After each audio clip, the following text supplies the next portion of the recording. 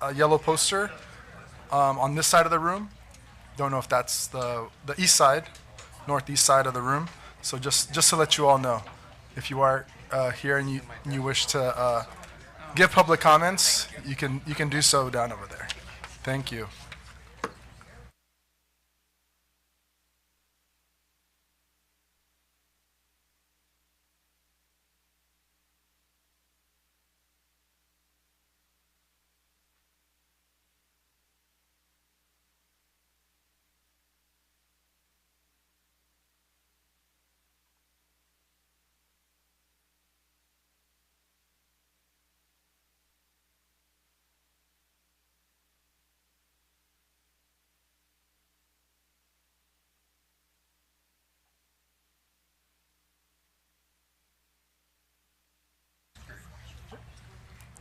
Can we get a show of hands of who's here from Arcadia?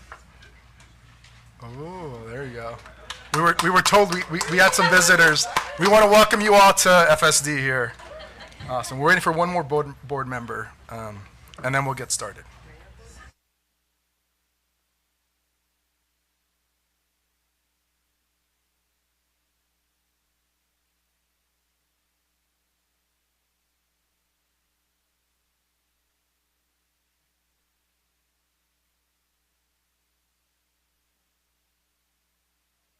Awesome. So we'll get the meeting starting at.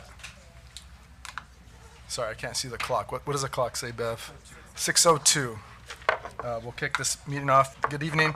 Call this open session board meeting on Tuesday, April 16th, 2024 at 6:02. Awesome. We got that, and then we have the Pledge of Allegiance by Amber. Amber? Yeah. No, Amber, sorry. Oh, sorry, Amber Ha? Do we have Amber Ha? Yeah, Amber Ha. Should I just do it? Okay. Please rise for the Pledge of Allegiance. Place your right hand over your heart. Ready, begin. I pledge allegiance to the flag of the United States of America and to the republic for which it stands, one nation, under God, indivisible, with liberty and justice for all. Thank you for that. Dr. Bob, recognitions? Got some. A couple things we want to do is, first of all, and I know there's some anticipation over two new principals that we're hiring. Chad, would you like to introduce them?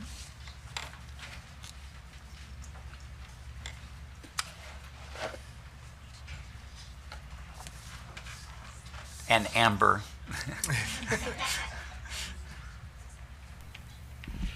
Yes, good evening, Board of Trustees, President Talavera, Board of Trustees, Superintendent Pletka, Cabinet, and Board and audience. It's my pleasure this evening to be able to introduce to you two new principals. So we have a brand new principal for Maple School. Her name is, I'm just getting her last name here, Amanda Sobremasana. Amanda, please stand up.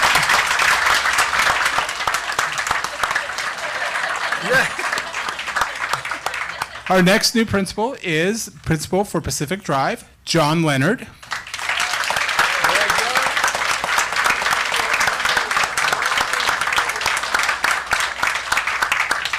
And we are very excited as well to be able to introduce our new public information officer. Her name is Amber Munoz.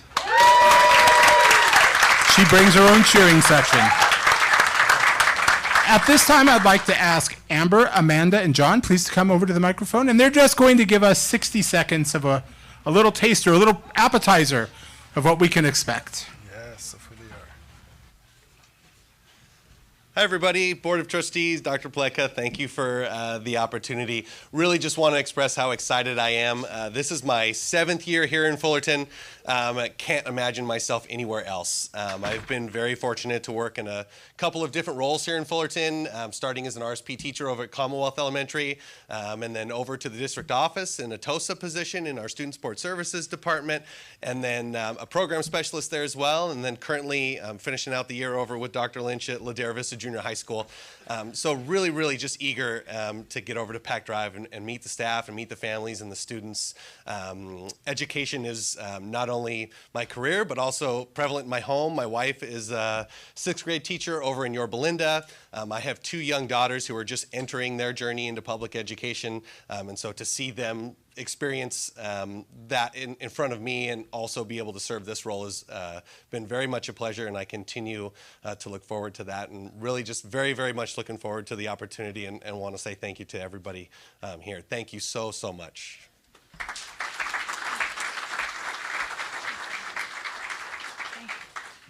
Good evening. It is with great pleasure and humility that I stand before you today as your new principal.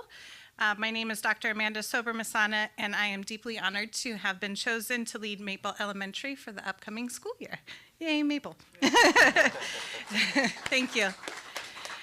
So again, first and foremost, I just want to express my gratitude for the warm welcome I received so far with this incredible community. From the moment I stepped foot at the district office, I've been inspired by the passion, dedication, and enthusiasm that permeate every piece of Fullerton School District. As we embark on this journey together, I want to assure you that my commitment to the success and well-being of every student is unwavering. Education is not only about teaching content for me, it's about empowering the young minds, nurturing their curiosity, and instilling them with the skills and values they need in this ever-changing world. So in the upcoming weeks and months, I look forward to getting to know the Fullerton community and leading the Maple Mustangs. Together, we will celebrate our successes, overcome our challenges, and continue to strive for excellence in all that we do. So thank you.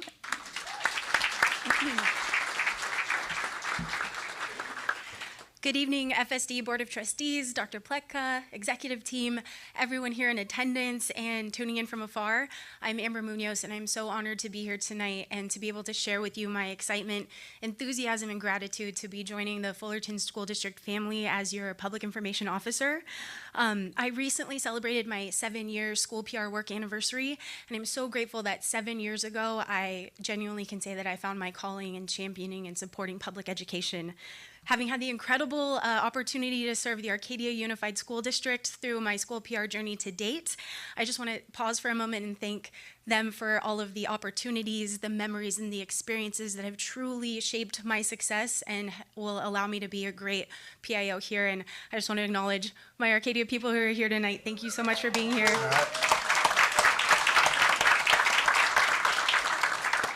As a proud Cal State Fullerton alumna, go Titans!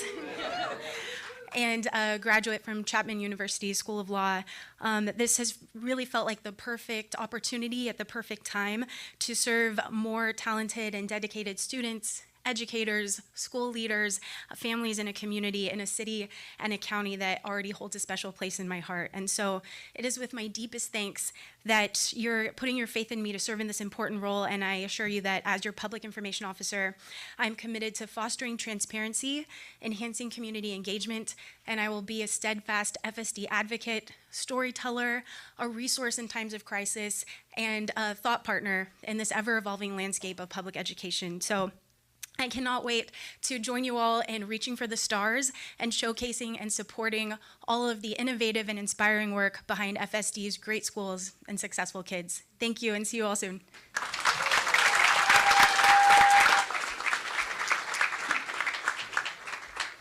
All right, I think Arcadia can be a little bit louder for that. You guys drove all this way. Like, let's give one amazing round of applause over there. Come on, yeah.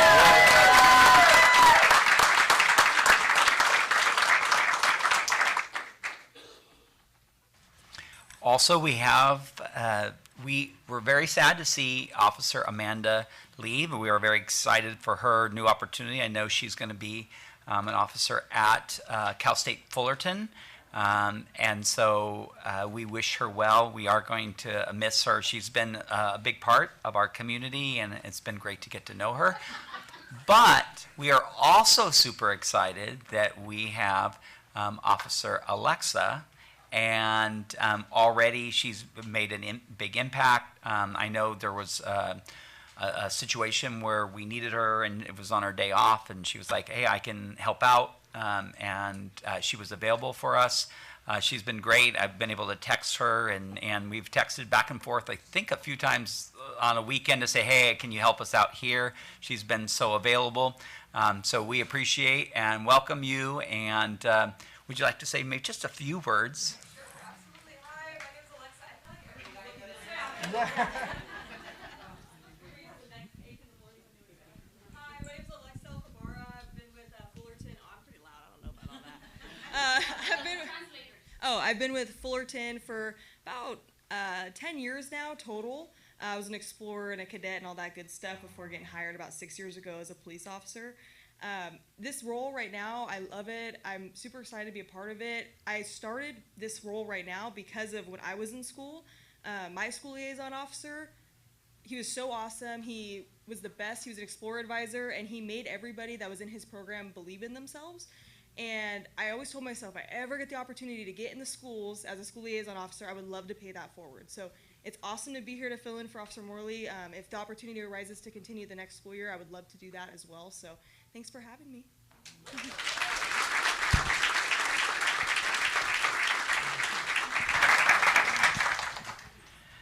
And the last recognition, I know Rob will share a little bit more, but I just wanted to share a little bit about what we're doing in the area of food and nutrition.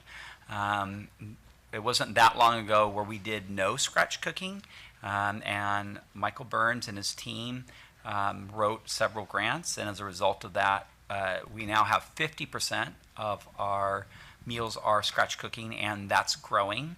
And we're trying some different things as well around that, everything from vegetarian to a whole variety of offerings. And they were recently acknowledged for their national recognition. And now turn it over to Rob. Yes, and there was an award given. It's a national award. It was given to 140 school districts nationwide, and only, there were 55 of those 140 gold awards. There were 7 in the state of California. There was 1 in Orange County, and, well, let me tell you what the award is. It's called Turn Up the Beat. I kid you not. Turn Up the Beat. What is it for? It's for schools that offer an outstanding summer meal program that is not only nutritious, appetizing, but appealing, which when you're dealing with nutrition, food, school food, it's not always, but Michael, where are you? Come on up here, Michael. Does a great job. And so, as Dr. Bob said, in the summertime, we did 100% scratch cooking. We were feeding kids daily, hot meals. Michael has taken the nutrition department where we're at 0% scratch cooking and taken us to 50% during the year. Why aren't we at 100? We need more space, right? We need more space. We want to do more, and so that will eventually happen. But Michael has done great things in this district. I wanted to share a little bit some of the stuff that he's done. Again, scratch cooking, we're at 50%. Supper entrees are now hot for the students after school. He got a grant for No Kids Hungry, was written for $20,000 to implement breakfast in the classroom, which we are doing that right now at Commonwealth. At first, it was a little tough go, but it is embraced by everyone there.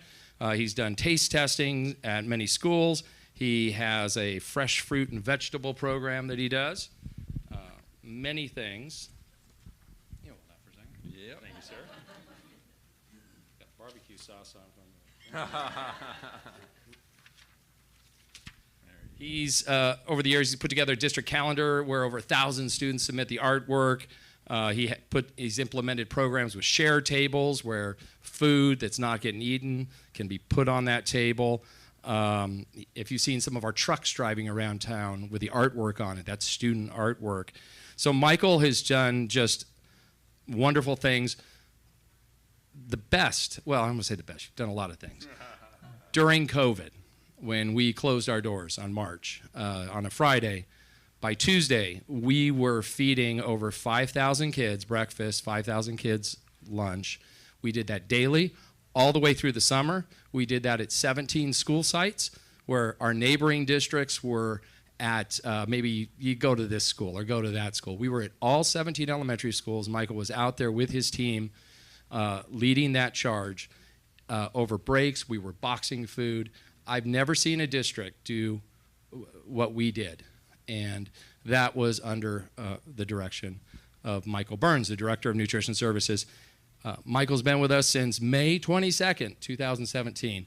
Sad to report, Michael is leaving us. He's moving on to another district, and today is his last day, but we just want to honor you and recognize you for all of the work that you've done for our district. And we didn't get you flowers, we got you an edible arrangement. So, we'll be going through the process to try to replace Michael. In the meantime, Victor Trejo. Victor, you can stand up. Victor is going to be filling in as the interim. And so on behalf of the Fullerton School District, just want to thank Michael for his years of service and wish him well in his next endeavor. So thank you. Thank you very much. I appreciate it.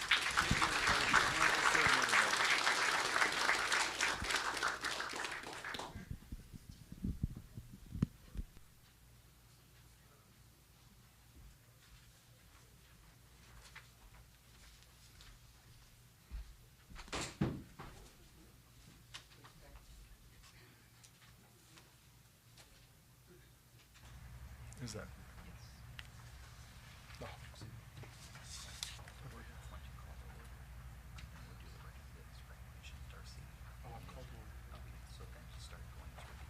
Okay. All right. So we have now Darcy Blake from LV and Kate Ha. So they can come forward. forward? Yeah, Yeah. they can come Come on forward. forward.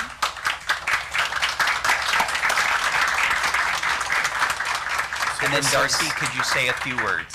Yeah. Mike's coming. Mike's coming right behind you. Thank you very much. I wanted to recognize, and I thank the board for recognizing my students as well. Every year, my students participate in the Holocaust Art and Writing Contest at Chapman University. This year, 33 states participated and 14 foreign countries, world countries participated. And we are only allowed to send 3 entries from all of the students who write poetry or prose or do art or film. Those are the 4 categories. Nishad and Kate both submitted entries, and also Arizona Fuentes, and they were the 3 submitted to the Chapman contest. And so that's not easy in and of itself first, to just whittle it down to 3 on our committee. And then once we whittled it down and they go in, they're allowed to attend the awards ceremony and listen to speakers, usually a Holocaust survivor. This time we had Nadia Murad, who is a Nobel Peace Laureate from 2018. And so my students were able to attend, and Kate was one of 5 finalists in the prose category for middle school. So with your permission, can she read her prose then for you please. tonight? Yes. Okay. All right. We're going to sit.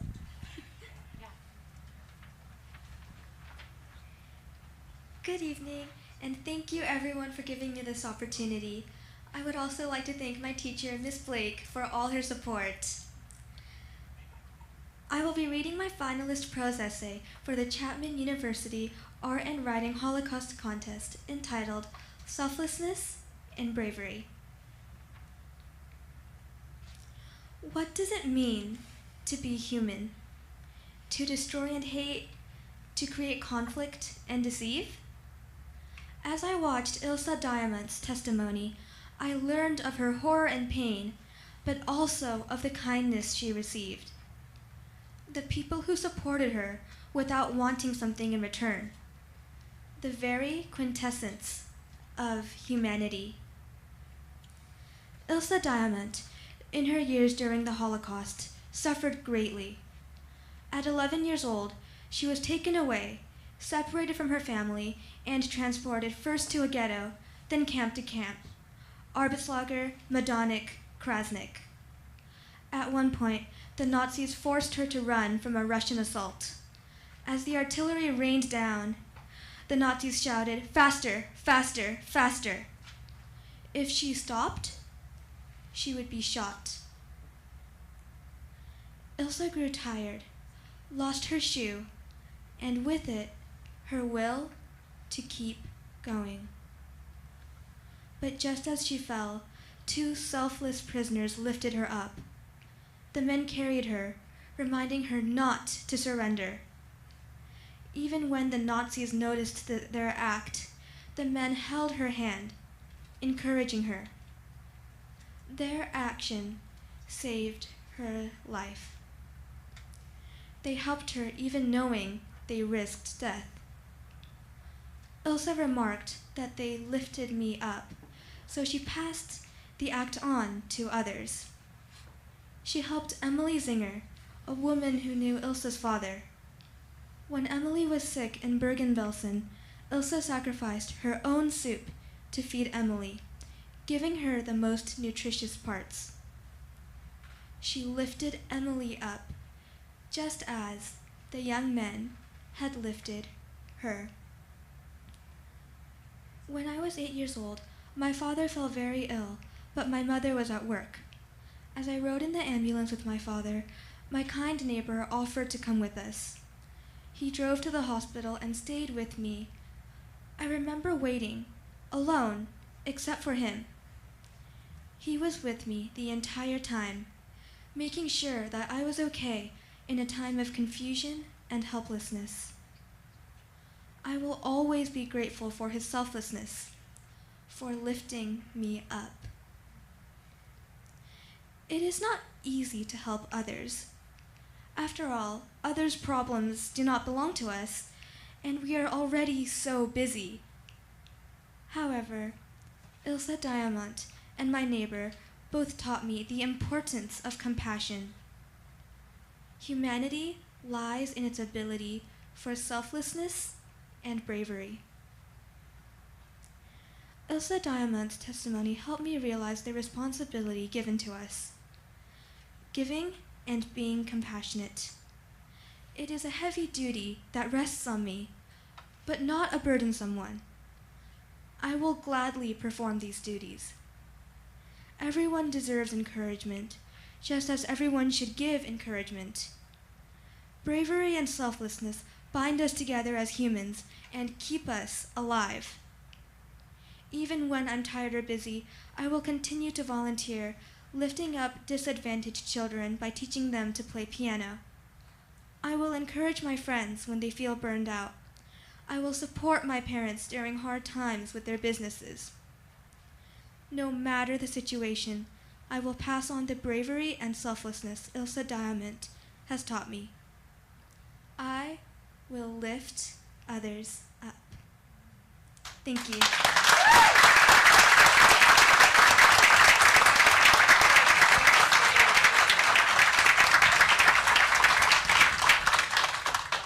Thank you so much, Kate, for sharing that with us. I'm not sure if Neil is here. Dr. Anderson? I believe Dana's gonna, but yeah. Mike's coming.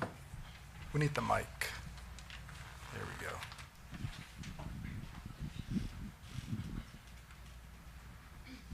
Good afternoon. I'm Dr. Brown, the Assistant Superintendent of Ed Services, and I have the distinct pleasure of announcing Golden Hill for Creative and Performing Arts. They are one of 122 schools nationwide and one of 19 schools in California to receive the Support Music Merit Award, SMMA, from the NAM Foundation. NAM stands for National Association of Music Merchants. The SMMA award acknowledges an individual school for its outstanding commitment to music education.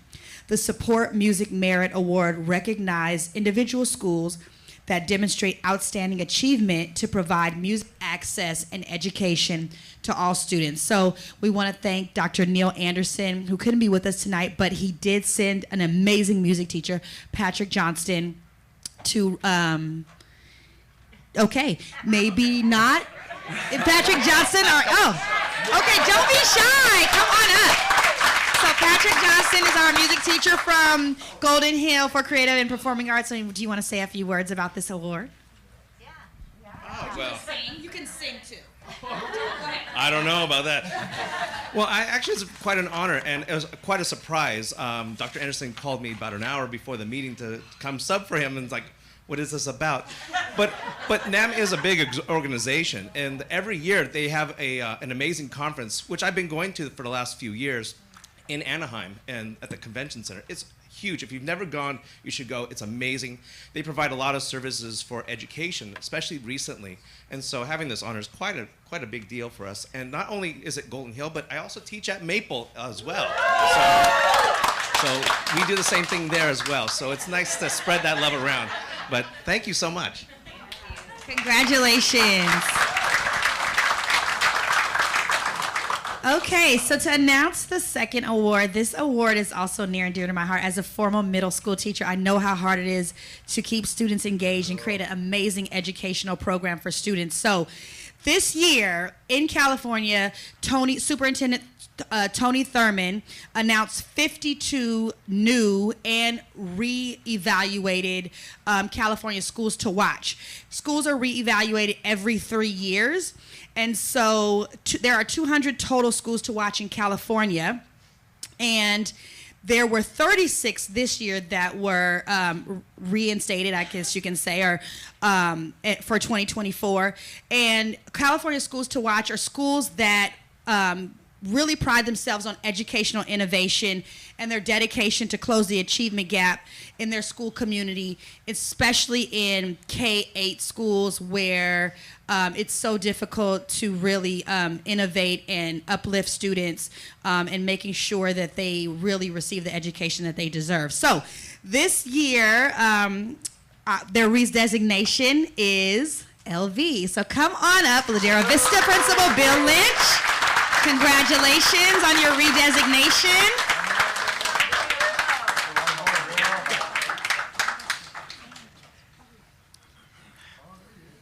Photo moment. Bill, can you say a few words about your staff and your community? Well, in our redesignation, it's a full-on. They come out, they tour the school.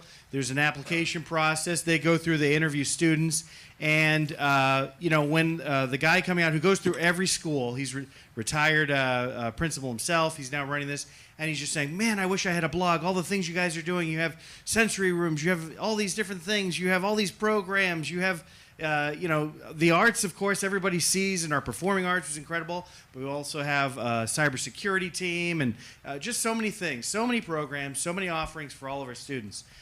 So it was just a real treat. And then to go out to Monterey and see other schools. And this is the team that we went out. We have Darcy Blake, Andy Montoya, Rebecca Robledo, and, of course, John Leonard, who we have a couple more days of him not being a Dolphin. But it's a team effort, and it's one that is supported by our board 100% and all the support we get to bring these programs on campus. So we thank you all.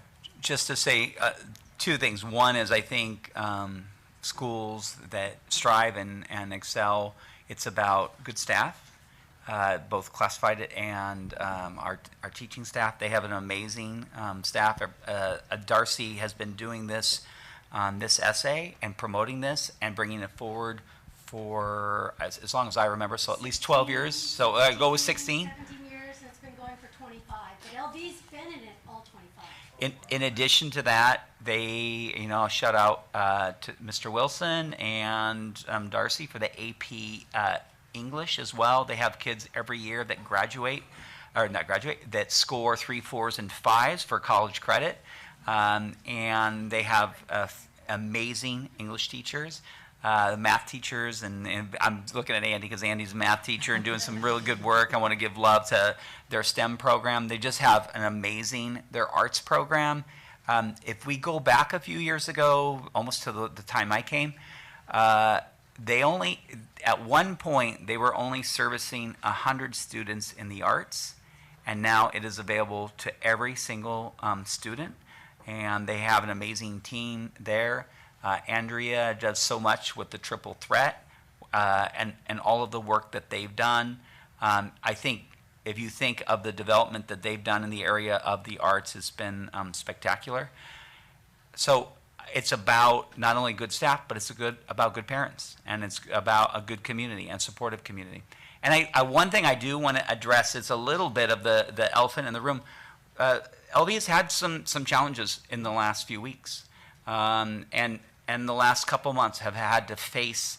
And what I think that makes great schools is how they respond to challenging situations and a commitment to make it right. And the one thing I know about LV is that they have a staff and a community that when there is a problem, and there's been a couple problems, they are committed to fixing it. And so I don't think schools to watch are about schools that don't have problems. I think schools to watch are about communities that come together to make a difference and strive and do the best. So thank you to the school. It is a moment to celebrate and a reflection not just on the last year, but a reflection really on the last 8 to 10 years of the work that they've done in a variety of programs, including the arts, including, and I know each department, I don't even want to go down the road because I know I'll miss somebody, but they have, like I said, so many amazing programs. So thank you, LV, to our staff and our community. Thank you, Dr. Bob. Thank you, board. Thank you. All right, next, let's see. Oh, Teachers of the Year. All right, We have Chad. You're up next, Chad. All right. President Talavera, Board of Trustees, Superintendent Pletka, Cabinet, and audience, welcome. Tonight is a great night because we get to celebrate two of our own. There's an organization in California called the California League of Educators, and every year they select Teachers of the Year. They start at a regional level, and we're in the Orange County region, which is Region 11. And I have great news. Fullerton School District swept Region 11 at the elementary and at the junior high level. And two of our teachers, Katie Bezayev, come on up, Katie. Don't be shy. Come on up, Katie. And Lucio Vidales. Lucio. We're both selected. Now, the good news is I get to embarrass them both just a little bit. All right, so Katie is a teacher at Maple School, which you wouldn't know by the number of staff that's here cheering her on. And she was awarded the Region 11 California League of Educator 2024 Elementary Teacher of the Year. With a wealth of experience and expertise in early literacy, CGI, project-based learning, and PBIS, Katie's an exceptional educator who has made a remarkable impact on her students and Maple's community. Her passion for teaching and dedication to her craft are evident in everything she does, and her efforts have not gone unnoticed. Under her leadership and guidance, Maple Elementary has achieved platinum status in PBIS. And now, the sky's the limit. Katie is known for her kindness, compassion, and unwavering commitment to her students' success, and her contributions to the school are invaluable. On a personal note, if you've ever been in Katie's classroom, it's an amazing place. She has an incredible classroom. So, congratulations, Katie. Come on down, Musio. You're next. All right. Musio not only won Region 11, but Musio was selected as the California League of Educators 2024 Middle School Teacher of the Year. Musio is a teacher at Nicholas Junior High School, and he's recognized for his dedication and transformative impact on students. This award is given annually, and this year, Musio was selected. He had to go all the way up to Monterey, and it's a little high pressure, right? Because they make you give a speech, and they evaluate your speech right as you're giving it. So you're kind of on the front line. Mr. Vidales, when he gave his speech, shared about his journey from teaching various subjects to his aha moment in woodworking class, where he witnessed a troubled student's transformation during a field trip to a carpentry facility. Inspired by his experience, he now teaches woodworking classes, including one where students build something you may have heard of, a tiny home for a family in need in the city of Fullerton. This project teaches not only construction skills, but also fosters empathy and social responsibility among students. Mr. Vidalis expressed immense pride in his students' growth and their ability to thrive in new challenges, such as interviews with news agencies. Who knew junior high students could write and produce and provide news stories just like Amber does? So, close. So, let's congratulate our 2024 California League of Educators Teacher of the Year, Musio Vidalis. Congratulations to both of you. Thank you. Pardon me? Oh, your families, yes. Or your school families. Please introduce them to us. Musio.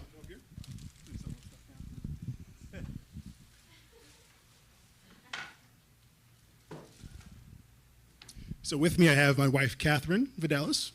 She's a teacher at Parks. I have my youngest, Coulter. He's a student at Raymond. And then my oldest, Musio, who's also a student at Raymond Elementary. Maple comes out to support. We have our fearless leader, Mr. Abney, Sandra, Carla, Teresa, Hannah, Amy, Shelley, and my husband, Dylan. Thank you so much. Awesome. Thank you. Thank you for that. And I'll share a little bit about that. Where are we at? Superintendent's report? Yes. Yeah, we're not gonna bring Michael Burns back up. And Amber, even though it's listed again, any final words to your posse that's here? Okay. All right. I just want to say one thing. In this room, there are just hundreds of stories that I cannot wait to share, and I'll usually be here with a big DSLR taking really quality photos, and I'm sorry I don't have that tonight, but I'm so excited moving forward to just be able to capture all these really special moments and just celebrate the really incredible things, teaching and learning, that are happening here. So thank you again so much for the opportunity. Awesome. Thank you. Maybe we can take just a short break. I know some of the families are here for the awards, so if you want, at this opportunity, if you would like to leave or take your families home, dinner, any place, feel free. We'll take a quick 5-minute break, no longer.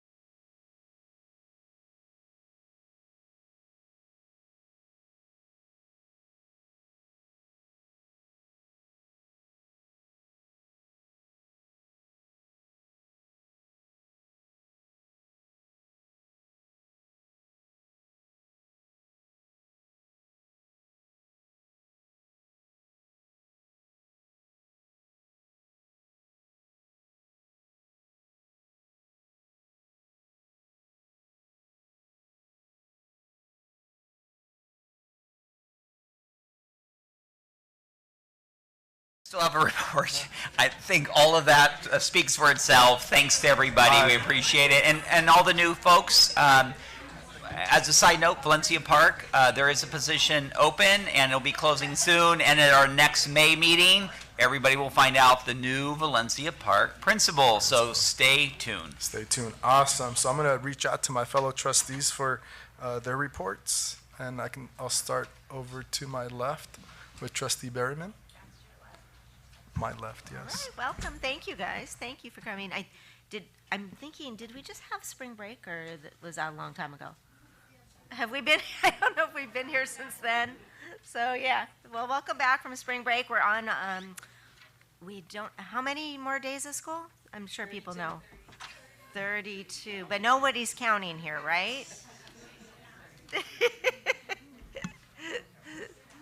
So I'll make my report short. I'm so thrilled to have all of our new faces coming to join our wonderful family. Sometimes you just want to pinch each other because you hear all these great things that are happening, and when we talk to others in other school districts, it's not always like that. And so we truly, I know that I speak for my colleagues here, appreciate the fact that nothing's always perfect, but I think that as a team and as a group of people who really care about students and care about our community, I think we're all here for the right reasons. And I so appreciate everybody working so hard for all year, many years, to make student learning a priority and our children's learning and their whole being a priority for everybody. So thank you for that. On that note, I did want to report that a couple of us were able to attend the State of the City this year at Cal State Fullerton, where Mayor Dunlap talked about what's happening in Fullerton and the new stuff that's going on, the history of Fullerton. And we had a lot of shout outs for those of you that weren't there. There were a few shout outs. One, they had just planned a what's the guy's first name? Ness is his last name, but Mike Ness, right? So he's a rocker. I'm sure all of you guys know who he is. But he went to school here at Ladera Vista, right? And so when they were going to designate the day for him, they reached out to him, and the one person that he wanted to attend his celebration was his junior high music teacher from Ladera Vista. Right? So what you have been doing at Ladera Vista for many, many, many years has impacted so many people that, even now. So they were able to track her down and do a shout out, and she couldn't attend, but she was very thrilled that he was able to do that. So that was one shout out from the State of the City. Another shout out was, of course, our Teacher of the Year and the Tiny House. So I think that really, truly, our city appreciates the things that we are doing to partner with them and to be part of what happens. The Hunt Library is another evidence of the fact that we work together to make sure that we are doing the best for our community. So I'm thrilled and I'm so proud of being here. And I think that's the end of my report for today. Thank you. Awesome. Thank you. Trustee Sugarman? I echo your welcome back from spring break because we hit the road running to the end of the year, and I thank everybody who's working doubly hard to make it to the end of the year. So many things happen. I did want to report that the Fullerton Excellence in Education Foundation had their annual golf tournament and did really well. I think people had a really good time. We made about $40,000 profit, and that will go right back to our teachers and our schools, and we're very excited about that. Speaking of profits, Beechwood had its fundraiser Friday night, and they did better than they've ever done, and that's going to help their students have many extra things and their teachers for their school. So good for the Beechwood community. Saturday was a crazy busy day for the Fullerton School District.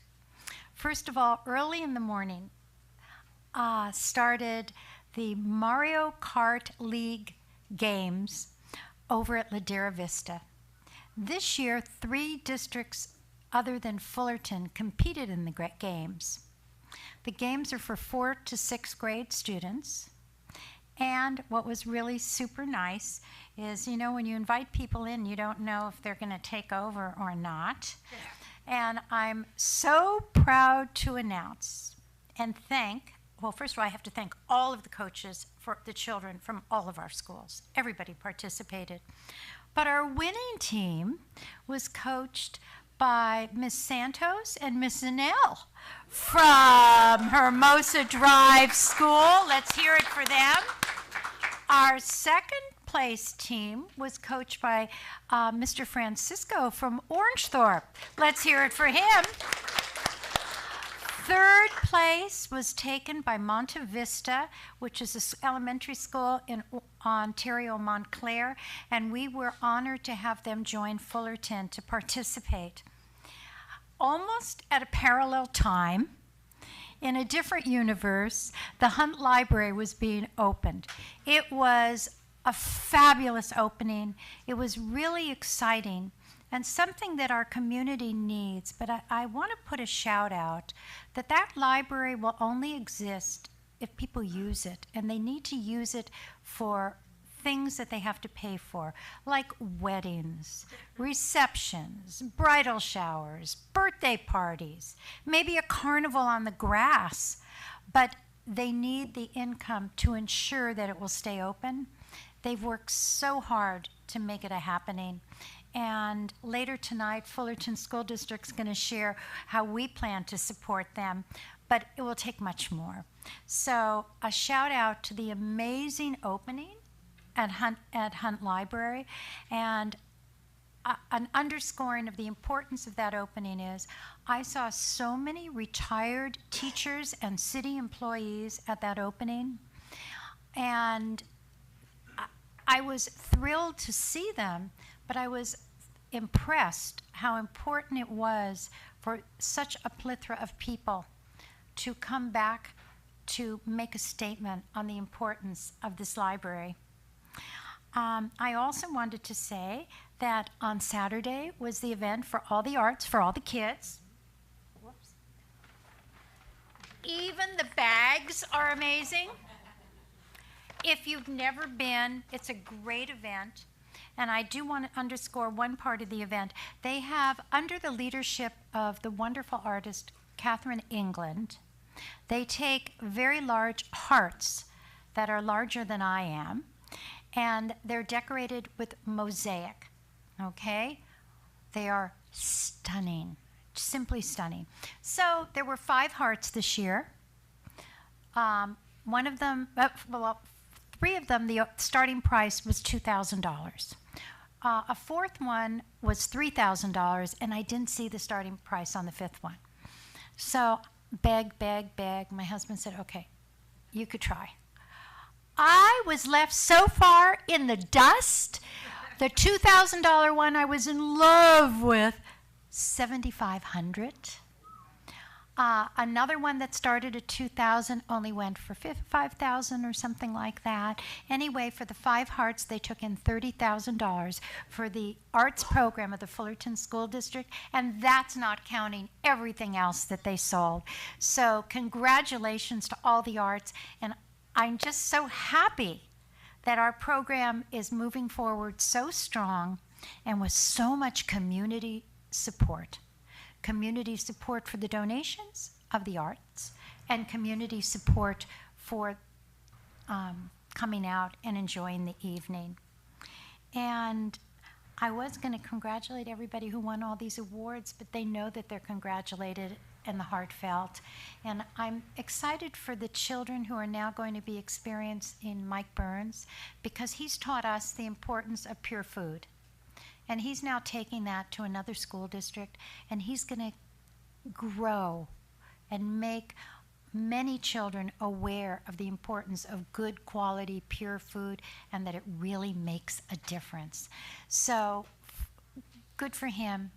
And not least, but last, I'm so excited by our 3 new employees. It's going to be wonderful. And ask our ask our new principal for Maple what her secret skill is. I'm not going to share, but you're going to love finding it out. So will her students. Have a wonderful week, everyone. Thank you, Trustee Sugarman. Trustee Thakor? Yeah, thank you, everybody. Similar congratulations that my colleagues have extended to everyone. But just a reminder, our district is so big, it has so many different moving parts, and while we celebrate many things, you know, it does strike me that we're honoring Classified School Employee Week, but we also had to make some adjustments among our classified staff. Thank you to Paul Dines and everybody that helped work that out. It's always with a not positive sense that we have to make these adjustments, but I hope that we will continue to make sure that all of our employees are well taken care of and financially secure. I'm very excited that we're going to be talking about the Hunt Branch Library.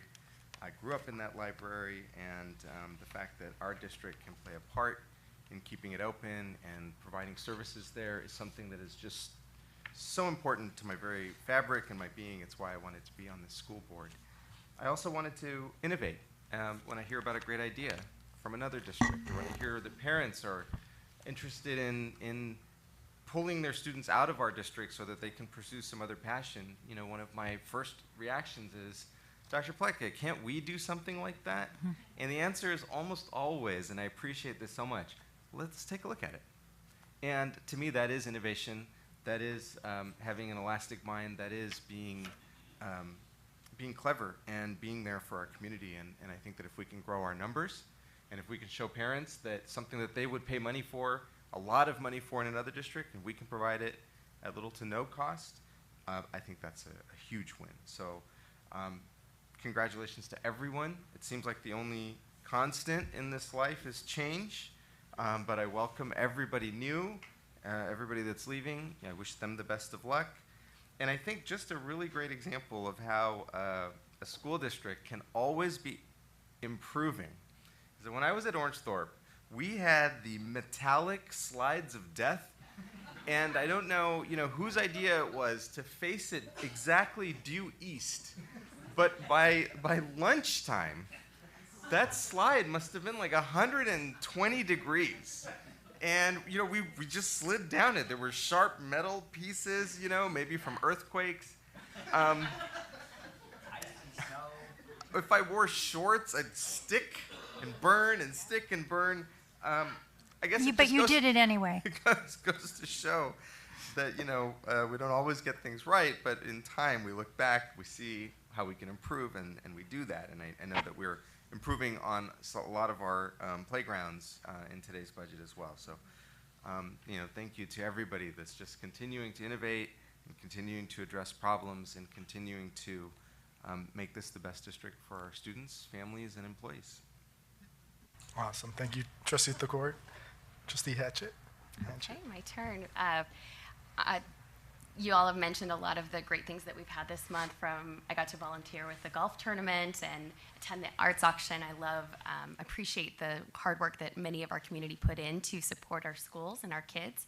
I loved showing up for the hockey tournament and seeing our FSD students so excited to compete in this really unique program. And one of my highlights this month was definitely watching Richmond School perform at the Segerstrom. Pretty amazing opportunity. But I also got a chance to co-host an event with Senator Newman, Supervisor Chafee, and the Orange County Human Trafficking Task Force. It was a parental education event, and we had a really good turnout. We talked about human trafficking here in Orange County, and there was a lot of interest and attendance from Fullerton families. I appreciate the support that the district had, just letting parents know that that was an opportunity to learn, and I hope we can, we're talking already about doing something similar here in Fullerton, especially as we start the new school year. And I wanted to update board members, my fellow board members, about a meeting that Principal Lynch called last week for Ladera Vista Junior High to address some of the fights that have happened there. Now, I love Ladera Vista. We know it's a great school with lots of awards. My daughter attends there, amazing place.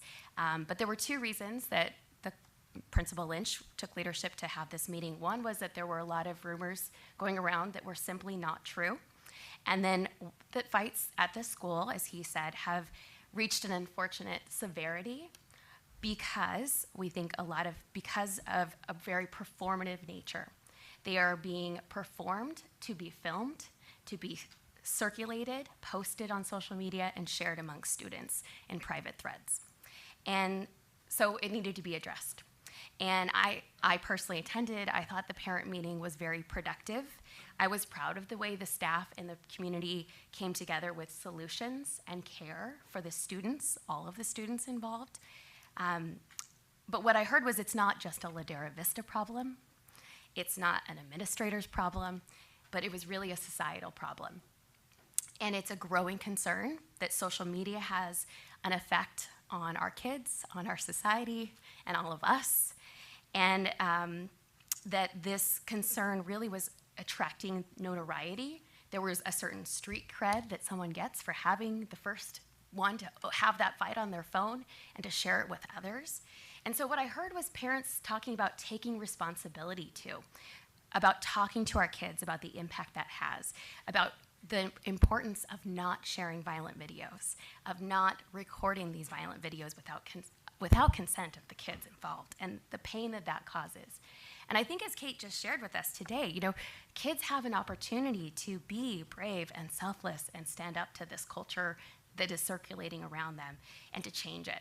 So parents talked about how we can support our kids with understanding the rules, helping them turn off their cell phones when they're at school and not texting them about grandma's gonna pick you up, so write me back, but really helping to support our staff and our administrators to implement the cell phone policies that we have and the impact that that has. Because what I saw was I believe that we have buy-in and input from our teachers and our admin and we have this opportunity to get more input from our teachers, our staff, our students, and our families to make sure that we have policies that aren't just good on paper, but actually work in real life. And I was really encouraged with what I saw, and I want to continue to pursue this. Awesome, thank you so much. I had the honor and privilege to attend the California League of Educators, where both the redesignation for LV took place.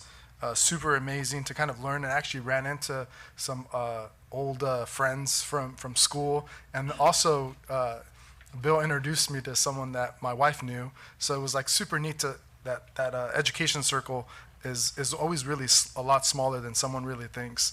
And shout out to Kate from Maple. I think Maple would have won for the 4th year in a row if they hadn't won already 3 years before that. So just a little like bias on there. But we did get Musio to win that year, or this year's state teacher of the year. I also attended the Commonwealth performance at Segerstrom, which was super amazing to kind of see the kids come out of their element, and especially be at a venue of that caliber. To pursue passions that they really do like feel that they have in performing, either for themselves, for their colleagues, for their fellow students and friends, especially for their parents, seeing like how exciting they were for that. Super amazing to see, and how Disney and the Segerstrom Center has supported one of our schools and able to host that, and actually multiple schools, right, through the performing arts component of it. I also attended the hockey tournament, which was super amazing. So a little shout out to Beechwood for winning both the elementary and the junior high trophy again this year, right? I think they've won, Jason, they won it like 2 years in a row, 3 years in a row? Several. All right. We won't rub it in, but yeah. So shout out to them, doing some amazing work. Again, we got the Hunt Library that a few of us attended, and it's one of the agenda items as well too, so we won't speak too much to it. But I'm just super excited for that, because it's really opened up some really unique opportunities with resources, with local resources and skill sets that a lot of our parents already at our schools have.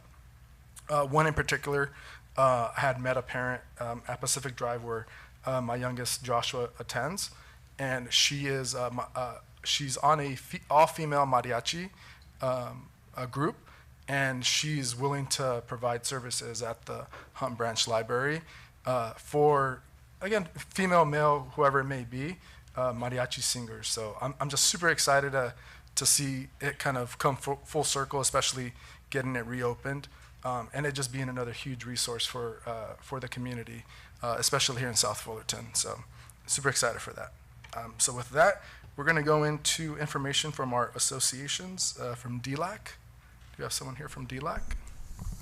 President Talavera, I'll be reading the report from DLAC. Perfect, thank you.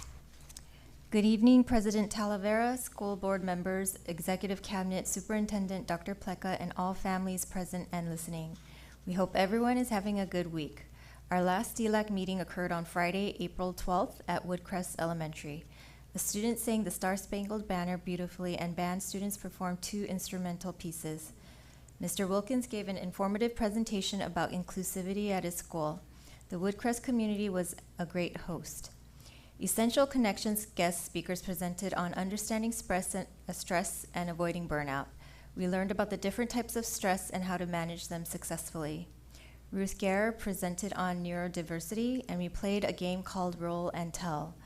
We enjoyed learning about people's neurological differences to promote inclusion and empathy. On March 12, 2024, parents received a certificate of completion for participating in the School Smarts Parents Academy at Commonwealth Elementary. This was a great interactive hands-on training program that incorporates the arts. Parents utilize the art activities at home to learn about their students' academic and social-emotional needs. Thank you to the board members, Dr. Erlinda Soltero Ruiz and Alma Mata, for the community liaison, for their support and commitment to parent engagement. Thank you, Fullerton School District, for your continued support in meeting all our children's needs. Sincerely, Vanessa Estrella, DLAC President. Awesome. Thank you so much. Do I have a report from PTA? We do not have a report from PTA tonight. CSCA? There she is. Good evening, Dr. Pletka, President Talavera, members of the board and cabinet. I'm Sherry Williamson from the Executive Board of CSCA.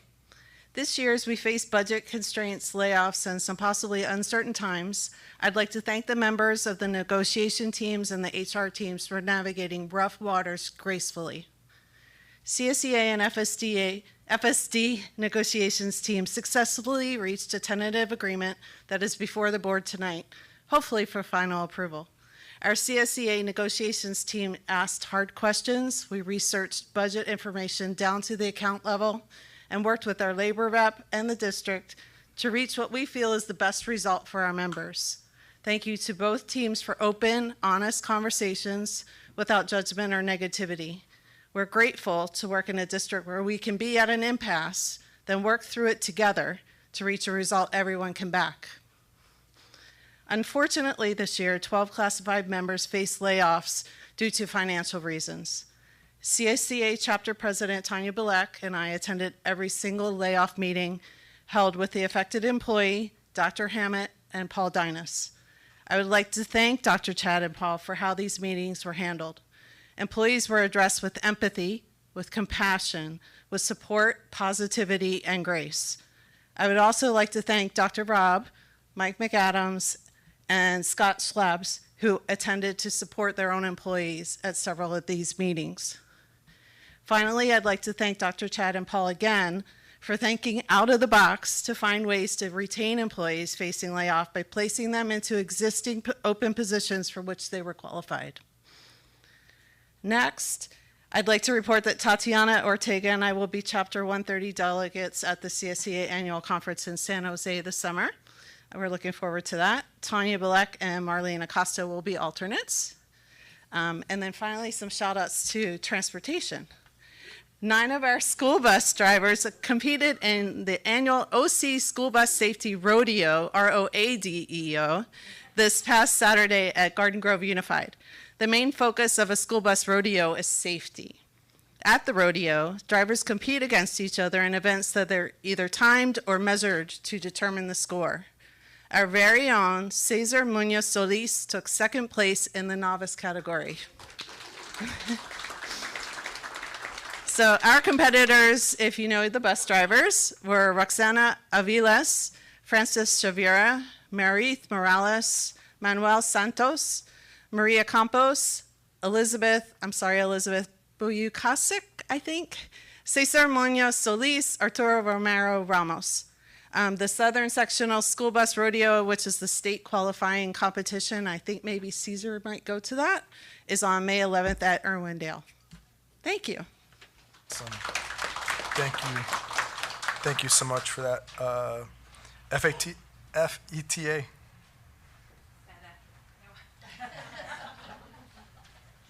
I'm going to talk to Tanya how she gets different people to do reports each month. I'm going to find that out. Okay. Well, I have an awesome board too, but I've got to make them get up here, I think, is the thing. Look forward to it, peoples over there. Good evening, President Talavera, board members, Dr. Pletka, cabinet, FETA members, and guests. Welcome to our new principals and Amber. I've got to get used to the new title. Ms. Blake, amazing things you do with your students. My son was in her class too, so I know she's a great teacher.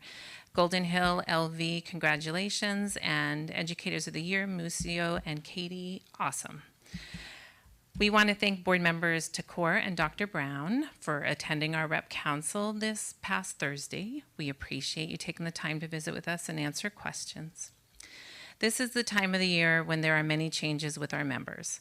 Some find out they are not coming back, some that they are changing grade levels, getting combos, changing classrooms, changing programs, getting a new principal, etc.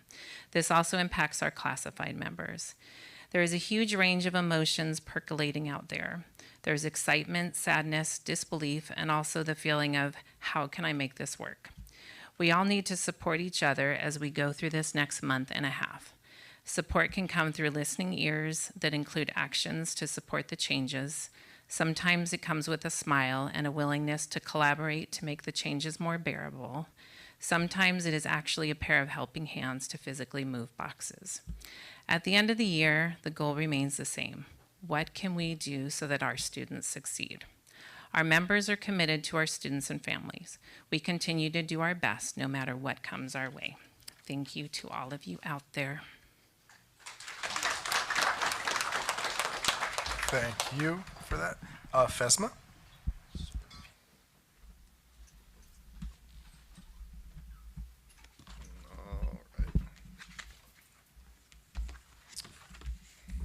Check. Okay. President Talavera, board members, Dr. Bob Pletka, cabinet members, I'm Mike McAdam, Director of Purchasing, Contracts, Warehouse, and Reprographics, and also the FESMA board president. With a little over a month left of school, we're excited to finish off the school year strong, reflecting all the incredible things FSD has accomplished and truly seeing our students thrive. Thank you again, Anthony Abney, Michael Burns, for their support and some great times we had together, really building the empire at the school site and in nutrition for our schools. Hockey tournament was a great success, seeing the students, staff, community come together, as well as Fullerton Education Foundation golf tournament and all the arts for all the kids event building support for Fullerton School District. Speaking of community support, Love Fullerton is coming up with great collaboration with FSD and all the hard work with open houses the staff and the teams have been working on. CSA stole my thunder on Mr. J.D. Mancha's transportation team, so great job, transportation, and excellent work on that.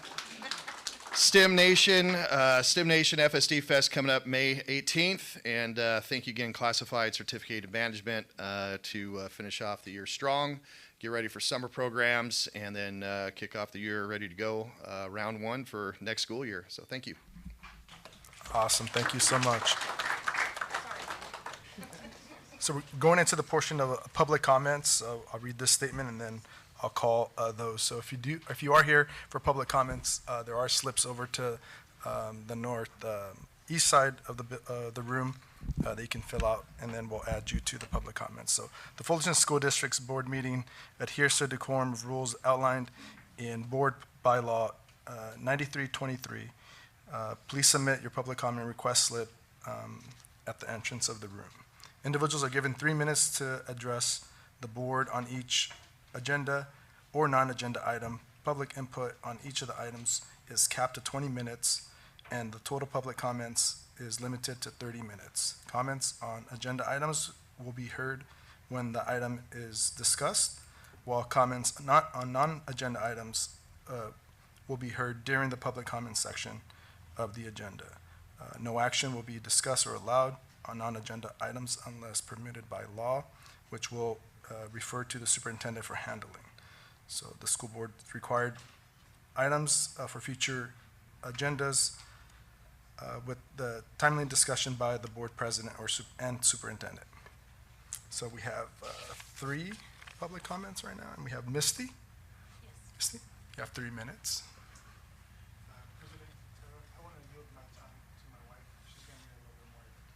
Okay. And you are? Fernando? Yeah, that's right.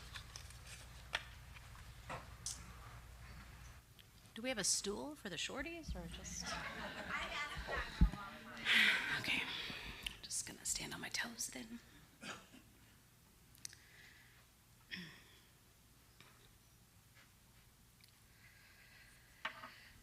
Okay. Good evening. My name is Misty Omar, and I am the parent of 2 Fullerton School District children. My oldest daughter attended Rolling Hills for 7 years and loved it, as it is a phenomenal school with a strong sense of family and community. Outside of school, my daughter has been dancing since she was 5, which is why when it came to select a junior high, she insisted on Ladera Vista so that she could be a part of the performing arts program. In these last 8 months, she has made new friends, made pizza in her culinary class, and made the honor roll. And on March 27th, she was brutally attacked, beaten, and filmed in front of a crowd of her peers. She was assaulted by someone she didn't know, a student she had never met, hit her repeatedly, dragged her by the hair, and kicked her in the head, resulting in a concussion. After the physical trauma came the online attacks. Videos, pictures, and memes mocking her circulated throughout the student body and social media. What our daughter has had to endure is representative of larger issues of school safety. The manner in which she was attacked demonstrates predatory behavior. The student that attacked her has a documented history of physical violence towards other students, and yet they remain on campus. LV's cell phone policy states that phones are to be kept in backpacks during school hours, and yet the assault of a minor was filmed on a cell phone and shared with hundreds of other children within minutes. There are at least 5 social media accounts whose sole purpose is to gossip about and bully Ladera Vista students. The pictures on these accounts are all taken during school hours, pictures of minors taken without their consent. Many other LV parents, current and future parents, have voiced the same concerns. They are afraid to send their kids to LV. Last Tuesday, Mr. Lynch gave a presentation on safety to address these growing concerns, and I appreciate that Board Member Hanchett attended and actively participated in addition to listening. Thank you. While there was some productive conversation, not enough meaningful action was proposed. Rotating in extra security from other schools or the district is not a permanent solution. Offering additional lunchtime activities to create safe spaces does not address violent behavior. It does not address illicit use of cell phones, and most importantly, it does not target students who need the most intervention. All spaces on a school campus should be safe. Now, of course, there are positive things happening at LV. As we saw earlier, they are doing things worthy of recognition. And I'm not pulling my daughter out. That's our school. And we want to be known for a culture of excellence, not a culture of violence. To that point, I appreciate Dr. Pletka's willingness to meet with my husband and I and listen to these concerns and the following recommendations. Ladera Vista needs a permanent increase in security and supervision. It needs more Tier 2 and 3 interventions, not just Tier 1. It needs a more stringent cell phone policy, as Board Member Hanchett touched on. And lastly, it needs to hold students accountable for their actions. I understand all schools want to maintain a positive dashboard, and documenting incidences of violence affects the dashboard, but we cannot sacrifice student safety for the sake of a dashboard. It is disingenuous, and worse, it is dangerous. As an educator myself and a woman of color, I understand the history of systemic challenges some of our students face.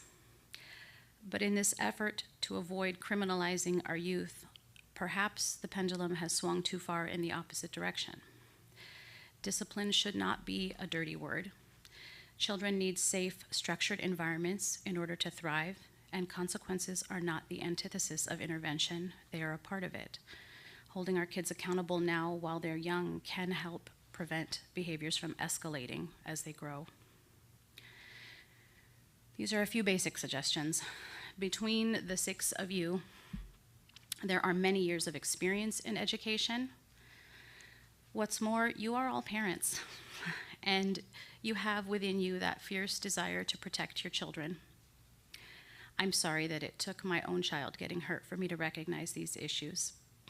I wish I had been aware of them sooner and spoken up sooner. But now that I have, I hope that you will take swift action to support LV and perhaps the other junior highs to make these and other significant changes. Doing so will broadcast a message of zero tolerance for violence and bullying and bring relief to many worried parents. You never think that your kid's going to be the next one that gets hurt until one day it is. They are. Let's not let the phrase, "my hands are tied," cost another child their health and dignity. Yeah. Thank you.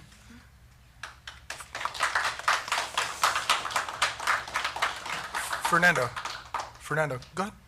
You have 3 minutes. You're fine.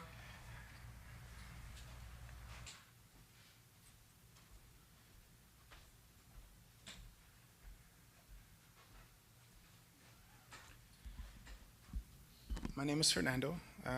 Lily's my daughter. I'm not allowed to talk too much because I get a little emotional and I need to hold it together. But I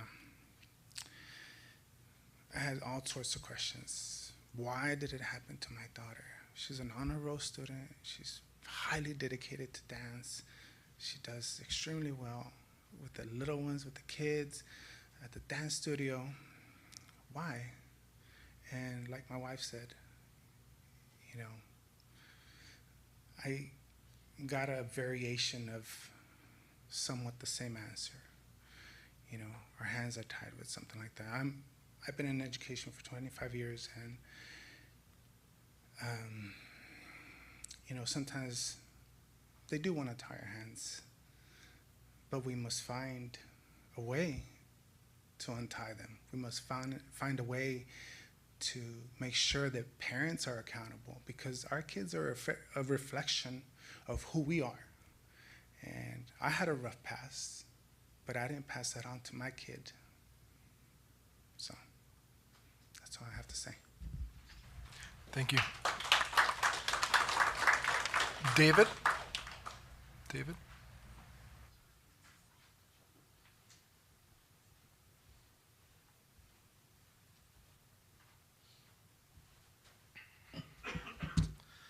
Evening. I'm David Getz, father of 2. Thank you all for being here and all that you do. What you do out of love for nurturing and trying to have this next generation flourish and be better than what we are, better than what we had. And it takes an immense amount of time, work, and effort in your part. not going to skirt around it. I'm a neighbor of Lily. I've grown up with her and her family for the last 9 years, 10 years. And to think that how detrimental, a simple, I say simple, but it's so complex, it's so far, how one event can be to not just one student, to their family, to that student's friends at school. That one event of someone, a group of people attacking someone, one of them attacking her from behind, pulling them down,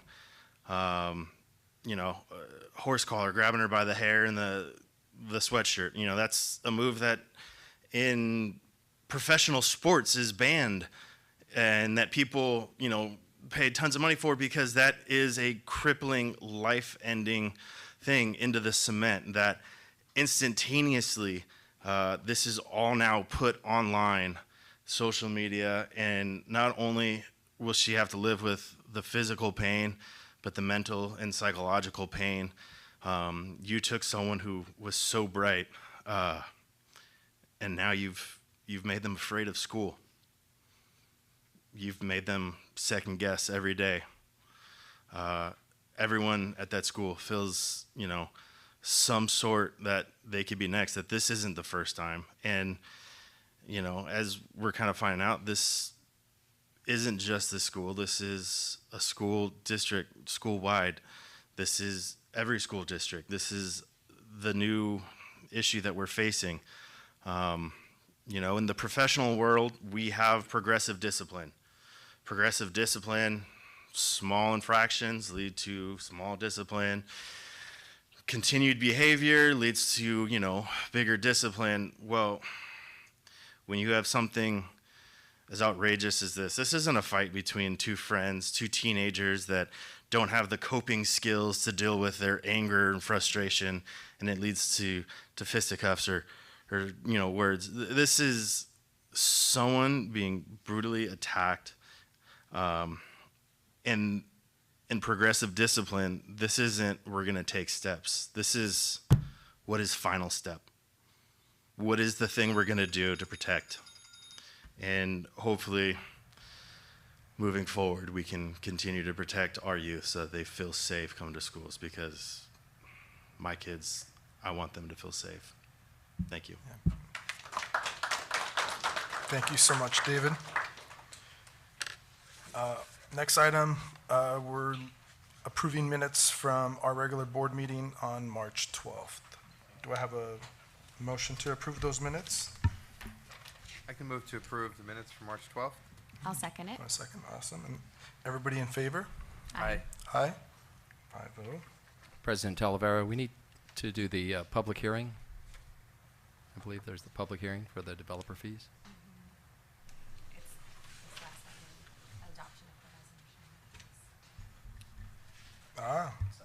Was not on Under my 5B, yes. Sorry about that, was not on my script, okay. Yeah, so public hearing allows, oh yes, the resolution above. Sorry, let me pull that one up on my. So public hearing allows for public comments regarding adoption of resolution 2324-14, approving increase of statute school fees imposed on new residential and commercial industrial construction for the Education Code Section 17620 and a Government Code Section 65995. Correct. So this is the public hearing portion, and then later on in the meeting, we'll be approving the resolution. Okay. So anybody wishing to speak now? Anyone wishing to speak on this item? Looking like nobody. All right, perfect. Sorry about that. Was not on here. So now we're going to go back to approving the board minutes from March 12th. So we had a motion and then a second. Awesome. And then everybody in favor? Aye. Aye. Awesome. Passes. Awesome. Thank you, Rob, for that. And then, do I have a motion to approve the agenda for today? I'll approve the agenda as it is. Awesome. Second? Second. Awesome. Everybody in favor? Aye. Aye. Passes 5-0. Awesome. And then we're moving on to the consent agenda. These items, do we have anybody that wants to pull any of the items to discuss before voting on the consent? Yes. Which one is that? First, Trustee Sugarman? First, I'd like to pull the item of our donations. I think that, are they posted up there? Are you pulling or just talking about it? I'm in, talk about, you want me to talk? Okay. We can discuss them now. I want to point out, this month we had $56,000 and almost $57,000 donated. And of that $57,000, Educational Services from Jones Environmental received almost $15,000. They're a brand new donor to us, and we can't thank them enough for coming to our district and supporting us. Birdie told me that the owner of the company went to school in Fullerton, and so he has a special feeling toward us. And you know what? We have a special feeling toward him, too. Thank you very, very much for caring about our district. And I have a couple others I wanted to mention. I wanted to comment on H, which we've talked about, but I just wanted people to be sure to know that we are not happy having to move our classified positions. And we are thrilled and so happy that Chad and where are we? Paul and the classified team were able to find new positions for them, giving them the same hours and guaranteeing them the same pay. That's so commendable. Thank you. And number X is our speech and debate. We have 600 students involved in speech and debate, touching every one of our schools. Of our 13,000 students, about 4,000 or 5,000 don't even qualify because they're not old enough. So that's almost 10% of our students are touched by speech and debate. Makes a difference in their lives.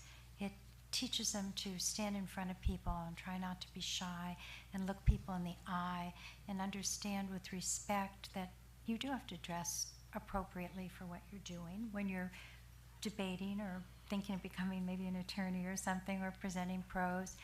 And this program has grown so much since its inception.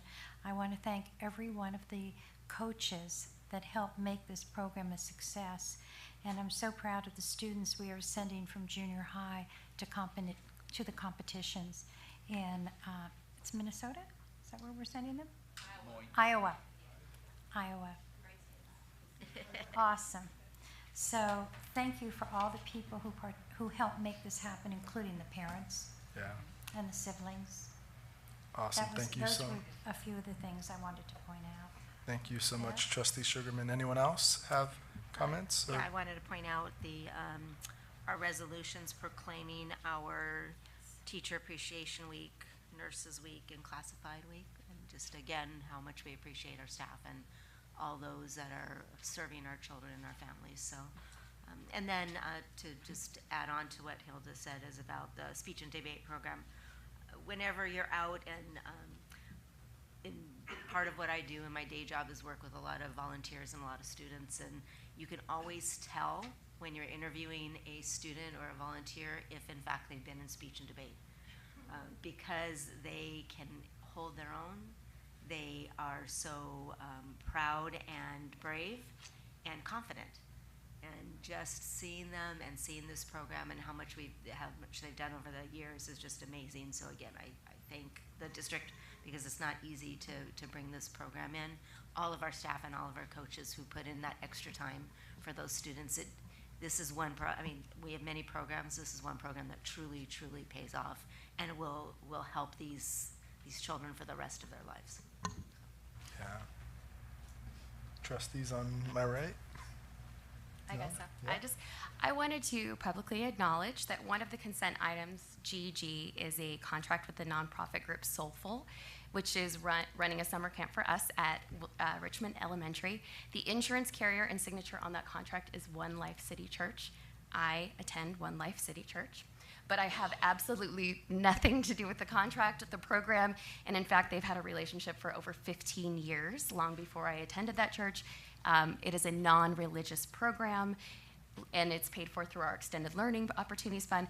But you know, we live in a small community. Many of us are friends with, neighbors, work with, financially support, worship with many of the organizations that also serve our schools. And that's what makes us a great community, is those trusted relationships. But I just wanted to be 100% transparent and above board in making that very clear to the public. Just to add in, Ruthie texted me and said, hey, is this a conflict of interest? Is not a conflict of interest. She pays and volunteers at the church, so not a problem. She's not receiving any profits. Yeah. No kickback there. No kickback, no. I also wanted to echo when I first came on the board about our speech and debate program. That was just mind-blowing. Even to this day, sometimes I kind of stutter my words a little bit when I speak in public and with large crowds. I've gotten better over the years, but I think this attests a skill set that our kids are going to utilize in the real world, just over and over. And like Trustee Berryman mentioned, when she's interviewing volunteers or staff or someone that she's hiring, she could tell that they were in speech and debate. Like this is like one of the reasons why I support speech and debate, because it's definitely one of those skill sets that utilizes and grows with kids moving forward. So I just wanted to share that piece.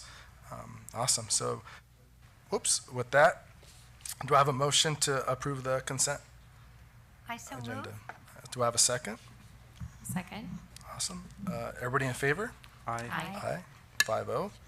Awesome. And we're going to take a short break. 5 minutes, and then we'll come back, all right? Just 5 minutes. Please come back. Don't move far from our chair.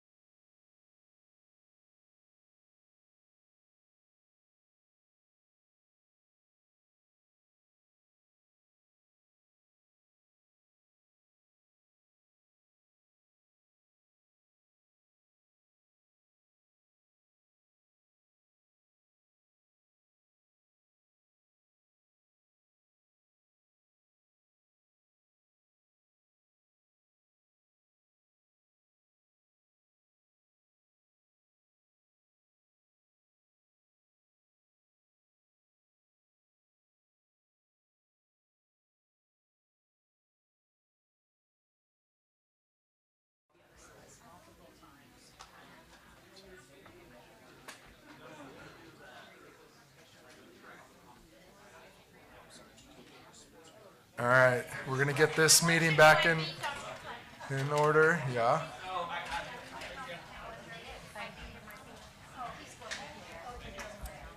All right, so, ooh, that's loud. All right, so we have a presentation on Performance Academy. Dr. Bob, would you like to? Yeah, just a minute. So typically we do public comments. This is just for everybody that's curious. We do public comments in the beginning on non-agenda, agendized item. But if an item is agendized, if somebody wants to speak on the item, then that person, in this case is Matt behind me, he'll speak on that. And then at that point, Adane and I will do our presentation. And those of you who don't know Matt, Matt is a fantastic, amazing PE teacher who's done a lot of sports over the years, and he has like created a culture, him and Jeff Hecht, around athletic excellence, and also this sense of like letting kids pursue their passions. And just to say that when he has a concern, it carries weight. I mean, he's put not only his time in it, but his heart and his love. And so, you know, as we hear comments, please take not only his comments as something from a member of the public, but somebody who cares deeply about our district. Yeah, go ahead. Yeah, Dr. Pleka, President Talavera, members of the Board of Trustees, Cabinet.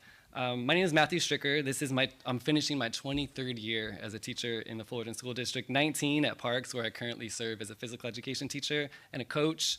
I just want to begin by offering a word of thanks and gratitude, especially to Dr. Brown and Dr. Pletka.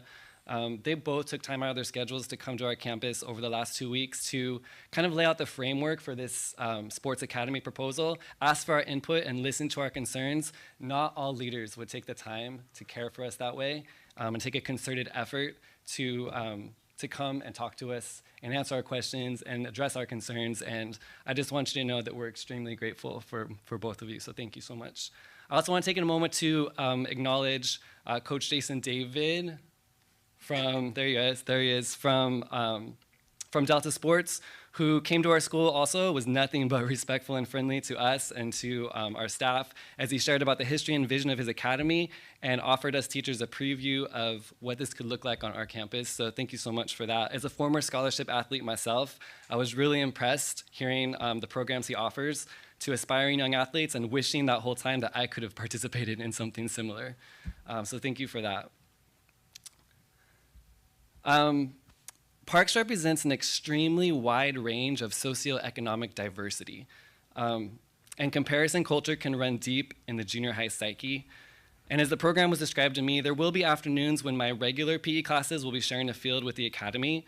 And while many students may glance over and think to themselves, oh my gosh, I'm so glad I'm not having to do that.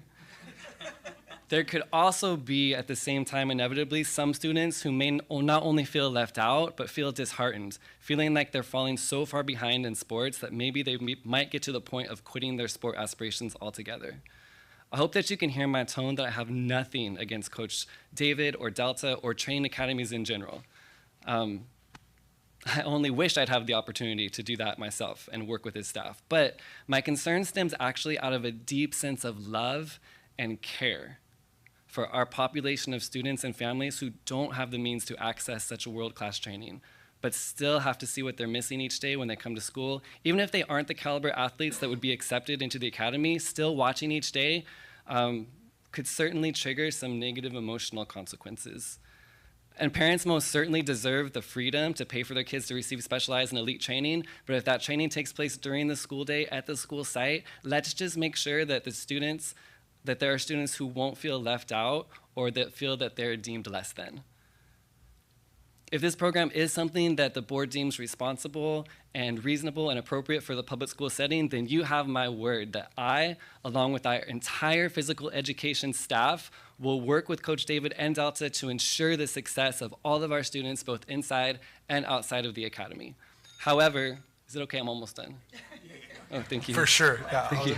Yeah, you're good. However, I do believe it's our duty as public educators to also ensure that enrichment opportunities taking place on our campuses during our school hours are equitable and attainable for all of our students. That's all. I hope this didn't come off as like combative or super negative, because that's not my intent. And although this program would present some new challenges for our PE department, I believe we've shown over the years that we can work with anyone and really strive to work as a team with anyone on our campus. And as someone who really cares about our kids, I just thought it was really important that someone publicly recognize the diversity of our school community and make sure that there's representation for all of our demographics. Thank you so much. Thank you so much, Matt. Really do appreciate that. Very well said. All right.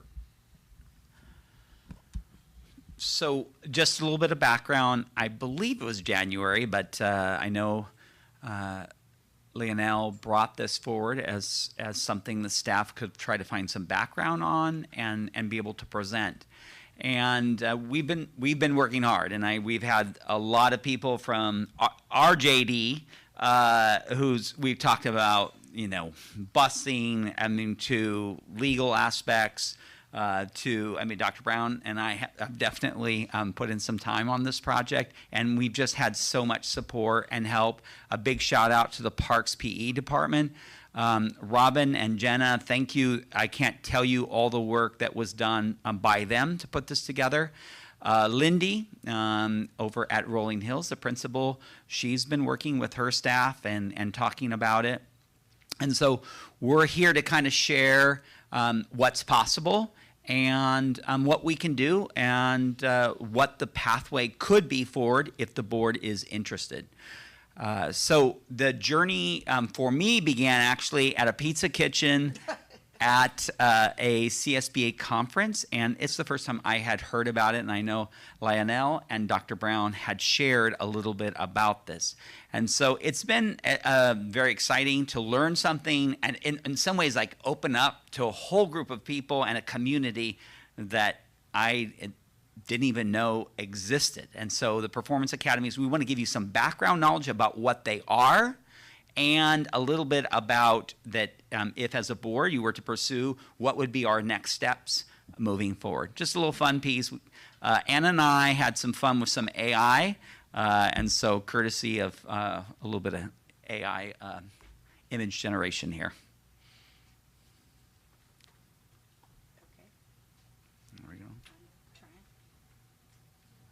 All right, there we go. Oh, wait. There we go. So first, just in terms of our own athletic history, Fullerton has a really rich history. In fact, we have 2 baseball players here in Fullerton that is in the MLB Hall of Fame, and going back all the way to Walter Johnson, pitcher, and more recently, folks like Tommy Lasorda. And I know the city had a big Tommy Lasorda Day, and it's storied baseball, but that's not been the only program. Football, and we have, as you know, if you go out to any field on a Saturday, on a Sunday, you will see a whole group of parents and community that support the sports and athletics. And it's a big part of Fullerton. Those that everything from the Little League baseball. To the Rangers soccer and a whole variety of others. All right. So what would this provide? What's this program potentially providing? There's 2 main parts to it. So the idea of giving families access to a high-quality education, and we believe Fullerton does provide that high-quality education. And the second piece is high-quality, in some cases, elite access to people like JD and MLB and gold medal, both athletes and coaches. And so you're talking about, in some cases, the highest level athletic performance and access. And so these programs offer, and potentially our program could offer both.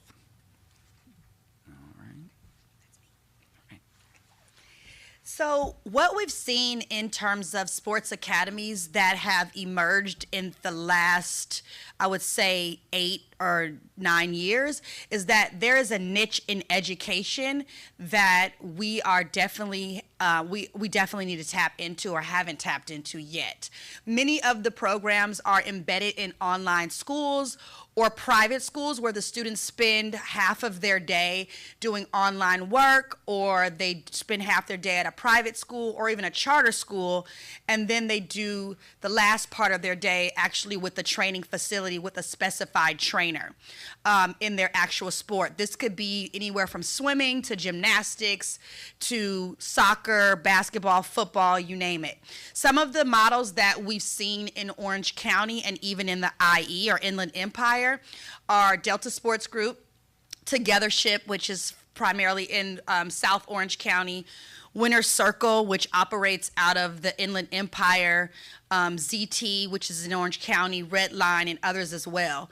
We know that many of these students travel from as far as Los Angeles and even the Hollywood to go all the way to the Inland Empire or to South Orange County for these programs. So there has been a huge influx of students and parents looking for this specialized training, especially post-COVID, because of the need for their kids to have a different type of experience post-COVID. So sports academies, what do they provide? Sports academies provide athletes, advanced athletes, or just athletes in general with first-class coaching. They allow them to enter spaces that they wouldn't normally be able to enter. So when you talk about coaches that have played in the major leagues or the minor leagues or on the professional level, these are the coaches that are training kids. Kids are privy to performance coaches, which can give them a specific nutritional diet and a workout plan that is catered to their body, their needs, their dimensions. So we see these in football, sports such as football, baseball, basketball, softball, and soccer. Students train 10 months a year to improve their mobility, power, strength, speed, and agility, and their mental preparation for competition. Additionally, student athletes learn a lot about nutrition. They learn a lot about portfolio development. They learn a lot about their social emotional wellness. Sports professions such as being sports psychologists and attending universities on field trips on Fridays and being able to talk with coaches and how they chose their career path. And they typically train 2 to 2.5 hours per day inside of a sports academy. And one thing I will say is that they really focus in on the wellness and the whole child of an athlete. So, for example, what you'll hear tonight, Walt is here, and one thing they do, they talk to the athletes before they even start training and ask them, how did you sleep? How did you eat? What did you eat last night? Is there something going on at home that's affecting you? Because we know that when a child walks into the classroom, they're not going to want to learn if they only slept 5 hours. They're not going to want to learn if they're going through a divorce. They're not going to want to learn if they didn't eat last night or if they had to sleep in their car. There's so many different factors that go into creating a whole child. And some of these academies actually embrace that. So the current limitations in what we've seen in the sports academies that we've looked at and that we have talked to other parents who participate in sports academies is that they're expensive private schools. And our parents really want their kid to have a good public school education. And so to have to pay for a private school and training, that's a lot. Many of the schools, like I said, offer online options with few options for at-school learning. So to be able to be in public with your peers, being able to transition to a high school setting, already having that social, emotional background with being able to cope with others, interact with others, being in front of a teacher is a big plus. There's transportation issues because many of the facilities or programs do not offer transportation for parents to get their kids to these facilities. So yeah, they may be able to do online learning, or they may be able to go to a private school or even a public school, but their parents have to take off during the day to get them to the academy. And so that begins to interfere with their work hours, or the flexibility of being able to do what they need to do and make sure their kids are safe and get to where they need to get to accomplish their goals. There's often long bus rides with limited facilities in Orange County. So there's many different limitations. And one thing I will say that I'm a parent, and so I'm sharing from a parent perspective now, a parent of 4 boys. My third to oldest child came to me when my husband and I both played basketball. We were basketball players. And so none of our kids were going to play football because we're like, no, it's dangerous. You're not doing it. So he came to us when he was 3 years old. Swear to God. And I was in the kitchen cooking, and he's like, Mom, what's destiny? And I said, destiny is what God wants you to do with your life. He was like, and so he's convincing me and my husband that he needs to play football this whole time. Right? And so this little person comes, and he's like, what's destiny, Mom? And I was like, it's what God wants you to do in your life and what you're destined to do. He was like, okay, well, I had a talk with God, and God said that I need to play football. And so I looked at my husband, and I was like, listen, I don't know how you're going to stop God or this kid, but you're going to have to figure it out. So when COVID hit, it was so hard on him because he was not able to go to school. He was not able to play football. And when I say this kid loves football, he loves football. He has the craziest work ethic I've ever seen in life. And so during COVID, it was very hard, and which drove us to Orange County because LA County was closed, and we lived in LA County. And so we had heard about other families who were going to schools like this, and they were still practicing, they were still working out, and they were still moving forward. And he's just like, Mom, I need to go to this school. And so I wasn't on board with it. I said, you know what? No, you're gonna still stay in school. And he's like, but Mom, this is my passion. And I told him, I said, you know what? If this is your passion, I'm gonna roll with it. I said, but if we do this, you have to commit as much time as I'm gonna commit to driving you there. And so literally every day I was driving him from Carson to Orange County to school, going back all the way to LA to work. And it was a commitment, but he committed. And I will say being at the sports academy changed him because he was a quiet kid. It created him to be more vocal. It created him to be more active with his teammates. It just lit a fire in him, and he was like, I know where I want to go, I know what I want to do, and this is what I want to do. And so he hasn't stopped since. And so I will say, as a parent, every kid does not like sports, and I have 4 that are very different. But I want to say that I embrace this as a parent, just because if I want to nurture my kids in whatever they want to do, I'm going to do it. So these academies like this have really given us time back as a family too, because we were running around, coming from work at 5 o'clock, going to get him training 2 days a week till 7 o'clock, then going to practice 3 days a week till 9 o'clock. And I'm like, you know what? We are exhausted. Nobody talks to each other. Nobody eats dinner together. But it's like after this, he was able to say, okay, you know what? We're working out during the day. We're done at 4 o'clock. We can actually come home and do our homework. We can have dinner together. And then if he has practice 3 days a week, that's fine because we still have time to be a family. So it just helped us rebuild him being a kid and also accomplishing his dreams. So I do want to say that from a parent perspective, it's been an amazing experience for him. And he's a 10th grader now in high school. But yeah, so Dr. Bob, you're up next. So after talking to a lot of different people, a lot of phone calls, a lot of research, and by the way, and a lot of talk with JD, and JD was so gracious. I mean, we called and reached out to different groups.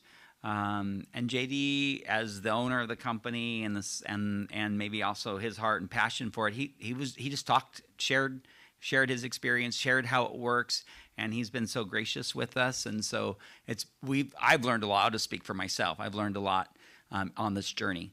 So some of the things that this could provide that currently really doesn't exist is basically we would be one of the first public schools to offer in-person learning and counter the programs that private schools are offered. And so for our families right now in Fullerton, this would be an opportunity to be able to stay here. And I think we have one of the finest school districts in the county, and I think that we want to keep our families. Again, we do have a choice. We have a choice of both in this case, they would have a choice of at school. And so they would be learning, and we'll talk a little bit more of what that day would look like. And if for those parents that want to continue to do online learning, we do have an online learning school, My Connect. And so that would be, again, offering both. That's a niche. Most of the programs don't offer the at-person or in-person opportunity. Potentially what Adana talked about, and again, I've talked to more folks. I didn't even know this existed, but I was like at GMN, and Chris Wilkins was like, oh my God, let me tell you about it. This is like a whole world. And then all of a sudden I'm at the hockey tournament and I'm talking to parents, and all of a sudden I'm like, oh my gosh, there's this whole world out there. And so one of the things that they talked about, and Jenna, by the way, I don't know if you know, she's a college athlete herself in basketball, and she talked about her experience of having to do the training and conditioning late into the night, I think till 9, Jenna, 10. So a program like this actually would bring back time to the family in that they can actually drop their kids off at the school in the morning and pick them up at the same place. That's one of the options. It's not the only option, but it is one of the options. Short or no bus rides, we talked about in this case Rolling Hills. So Rolling Hills potentially, if the board wanted to move in this direction, there would be a bus that picked up the kids from Rolling Hills, or transportation, doesn't have to be a bus, and then they would be transported to parks for their training and conditioning. So as you can see, in some cases we're proposing a program that currently doesn't exist in Orange County, and it could be a niche potentially for others, but actually for our own families. We have families that are leaving, and I did talk with Leonel about this, and obviously you heard Dana's story, and I, without naming a whole bunch of folks that actually some of them have left the district to do online, not because they love online, but because they want their kids to do and participate in one of these athletic academies. And so we could create something pretty special. All right. So what would this look like? So first, potentially we're proposing for 6 to 8. We are proposing that actually they could pick any academy. So potentially, whether it's ZT, whether it's Redline, Winter Circle, Delta, they can go to any of those programs. They would basically participate in a 5-period day with us at our junior high, and then for their 2 electives, one of them which is PE, they would then go to the academy for, in essence, their PE. In addition, we would still have an online, and so we are also proposing that Delta, we partner with Delta, and Delta, and you'll get to meet JD in a little bit, but JD would come to us. And so if those families that are interested potentially would use a small part of the field, and I know JD did work, and Matthew was so gracious, Jeff Hecht and Patty and Christina so gracious to talk about how that might be, and giving the PE department the full authority to say, hey, this is our area, this is what we need. And so JD was very open to that, and again, it was great to see him in that collaborative spirit. We go back real quick. Okay, and then let's see what else. Okay, and then so it would be a 5-period day, and then at Rolling Hills it would be a 9 to 1 period. We would front load all the core, so language arts, mathematics, science, social studies, and actually one elective. So, I mean, I think that's one of the beauties that of the schedule at Parks. They would get that additional period, and so if it was arts, they could do that. If they had other passions and interests, they have a forensics class. They've got some cool classes over at Parks. They could actually participate in those as well. And then the Rolling Hills, again, we would front load the core classes there in the morning. Just to clarify, you were saying that the elective was for only the Parks Junior High students, not that a Rolling Hills kid would go to Correct. Parks to take an elective. Yeah, okay. you're correct. So what a sample student schedule would look like, as Dr. Bob mentioned, you'd see the first 5 periods would be in the morning from 8 to 1, potentially. The students would have nutrition and lunch with their counterparts, which allows them that social experience that we absolutely want them to have in junior high. That's so important. And then after period 5, then they would go to their sports specific training, speed training, or weightlifting and enrichment, which would be on Fridays, learning about nutrition, learning about different aspects of the sport. But potentially, so 1:15 to 3:30 would be their time that they would attend the academy.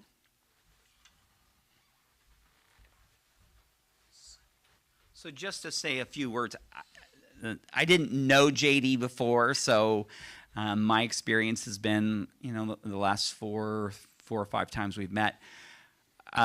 His resume is amazing, and I'll touch on that, but I do want to talk about the person that I met, and so I think we all hear and think of maybe what a professional football player who's won a Super Bowl, who's been a Pro Bowler, who trains other NFL athletes in the off season, that does combine training from the university and prepares them for the NFL draft.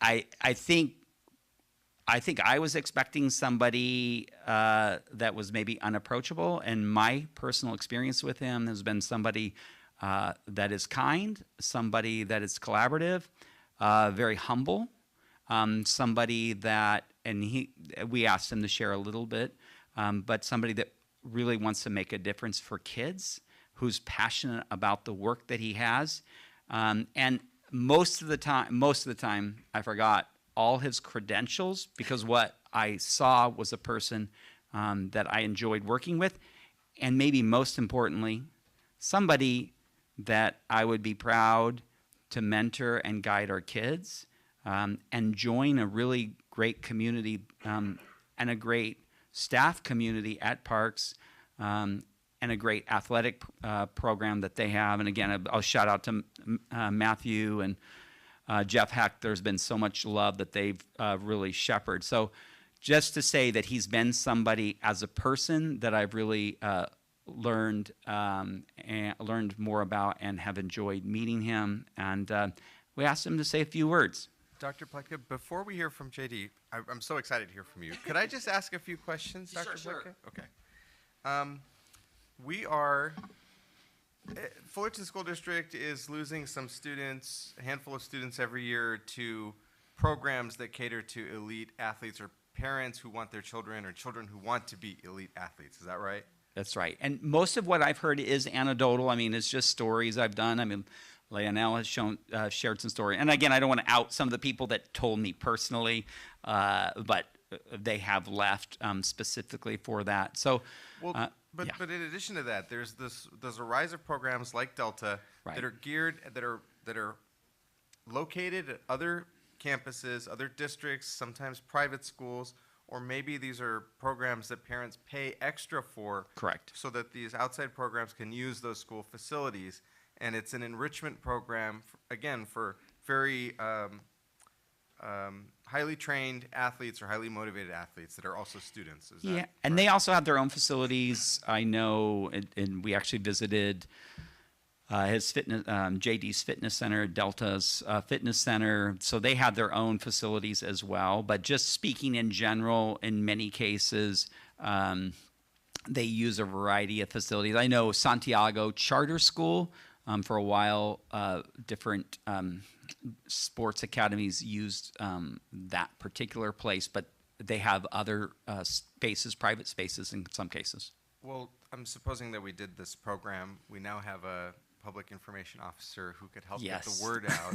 Is part of the goal, I mean, as a board member, I'm very interested in stopping students from leaving our district and in fact enticing or recruiting students from neighboring districts. Is that part of the plan as well? Yeah, I mean, I think our first priority is we have a long history of giving families a sense of freedom and opportunities to make choices about their kids.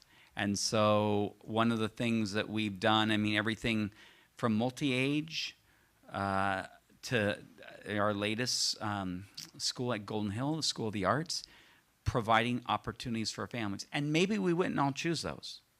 Not everybody would choose a School of the Arts. Not everybody would choose a multi-age. Not everybody would choose a STEM school. Not everybody chooses DLA. But there's been this sense that our families, we want to give them choices and opportunities to help their kids move forward based on what they believe is best for their family. And so this would be one more area that would fit in that. What? But- Oh, sorry.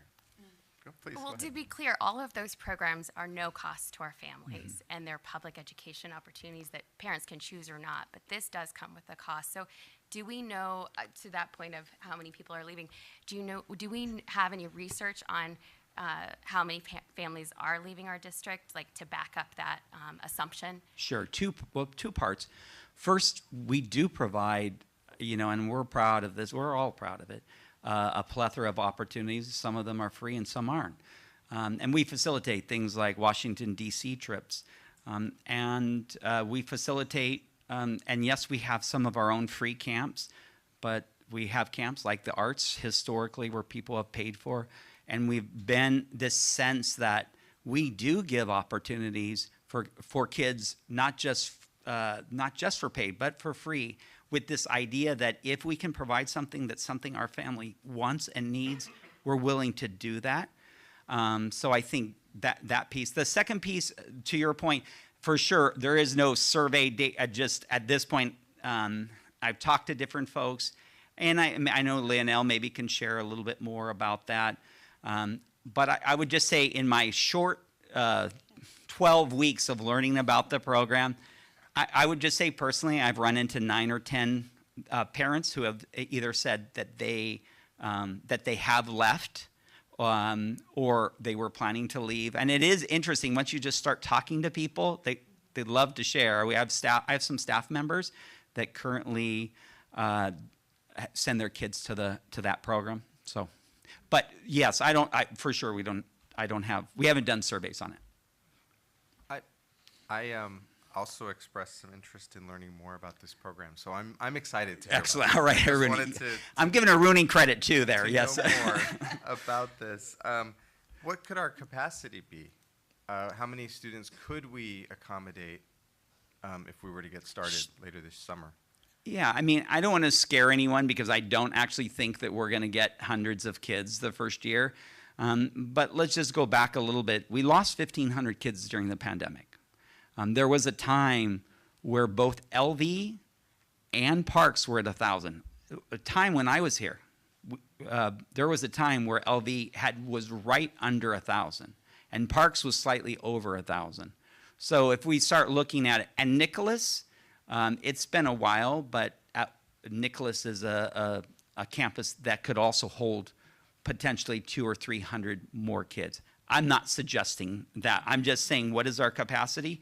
If we go back to the days where we had enrollment that was closer to 14,000, I think it's safe to say we have facilities proven by the past that we could for sure hold 200 to 400 new kids. I'm not saying that that's going to happen. I'm just answering the question about capacity. Is there going to be any cost to the district for students to participate in this elite athletic program? No, there won't be any cost to the district, and potentially there would be a revenue stream from the ADA. First, just to retain the students we have, to regain some of the students that we lost, and just to put it there, I don't want to say too much about it because that's its own piece, but I know recently, I'll just say a neighboring district announced that they were going to have a program that started in August. And so as somebody that it is tremendously hard to, we did layoffs not that long ago, and as somebody that cares a lot about the people, in fact, people that we laid off in some cases, I know really, really well and have my own connection and relationship with them. The idea that we could stabilize an enrollment and not have teachers move from site to site, in fact, this is something that we face, and maybe as importantly, is that we don't have to lay people off because we have a stabilized enrollment. So it is something that potentially could bring in. I think it's not like we're going to bring in hundreds. Can we just stop the declining enrollment? And this would be a powerful tool. But to be fair, we know that we've lost like 200 students at 8th grade versus our incoming kindergartners. I don't think we're going to make that up with a sports academy.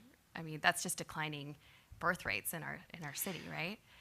Potentially, though, if we regained back some of the students we lost and attracted some new students, because we would potentially be offering a niche. And again, Adana and I are optimistic people. But I am gonna say that Adana also has connections in that community. What would you say is a fair number, Adana? I'm so optimistic. I said 60, but that's just me. I've had at least 25 parents reach out to me. My own current 6th grader asks me every day, am I going to your school? Am I going to your school? Am I going to your school? And I was like, please stop talking to me. I was like, I don't know. But, I've literally had about 25 parents text me or call me and say, hey, I would love to send my kid there. And they were like, can you tell me more about the school? And so I'm singing the praises of Parks, and they're like, we just want our kids offline. We want our kids in person, and this is an amazing school that you've talked about, and we want to be a part of this in-person learning. And Leonel, I don't want to put words in your mouth, but you gave me a number two of people you've talked about, so yeah. I am going to put you on the spot. I'm open and willing to share. So the program that my son currently is in started 2 years ago. They started with they fluctuated, and I'll share why it fluctuated, because a lot of the parents weren't 100% convinced that online schooling was for them. Like, the kid just struggled. They needed to go back to public education, what they knew, growing up, 6th, 7th grade. So it went from 25 to 30. Currently, he's maxed out at 55 students, both in person and then also online. He serves grades 5th, 6th, 7th, and 8th. So he's maxed out at 55. If he could take more, they're currently working on having a bigger facility.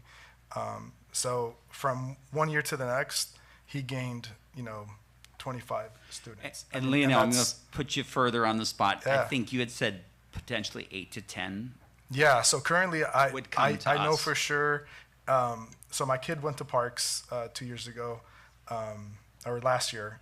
He was at Parks, and currently at Parks, you have 4 or 5 students right now that would potentially enroll in this program. So currently, like if that would be available, I think the hesitation for a lot of those students, again, parents, of leaving that public education realm, like the academy component, they do on their own. They do the research. They know where to go. They know, like, that's the piece that the parents take care of. The academics is, I think, the niche that we could provide in allowing that, where parents feel real comfortable saying, like, hey, they're going to Parks, like, wow, like, that's Parks, like, historically the presence that Parks provides with its educations and its teachers and all around, all the components. And my son participated, Matthew, in your strength and conditioning, which he loved, you know. And I think that was kind of like an testament to him of like wanting to up and do like this elite training component. But yeah, I reached out to some of the local coaches because we are fairly local. Just to give a little backstory, so ZT was started in Fullerton many years ago.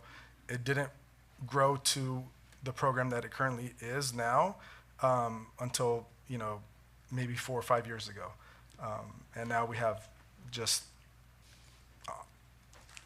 don't want to share a number because I don't want to scare you all, but they have a large variety of students that would, again, potentially use this as an opportunity. So it's weird.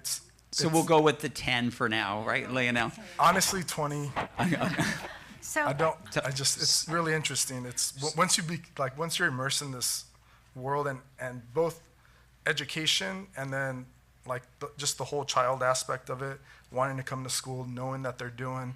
I'll share a little bit more later on. But then I'm going to I had a conversation with Robin. I asked her if it was okay to mention this. So currently, by the way, you've already, as a board, and I say you collectively, the trustees over the last 10 years, have approved an independent study program.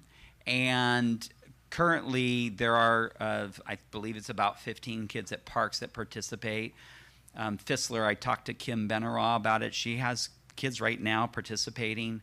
I believe somewhere right around 6 to 8 kids that do that. And I asked Robin, I said, of your 15, how many would benefit from the 2 period?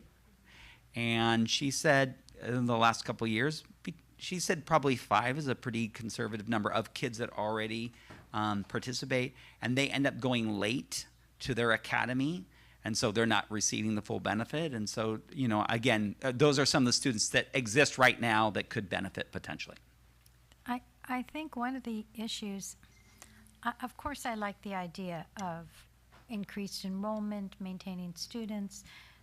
The students that leave us, they're paying, their tax dollars are in our city, and they deserve a good education. But my priority in thinking about this is when a child needs special ed, we provide special ed.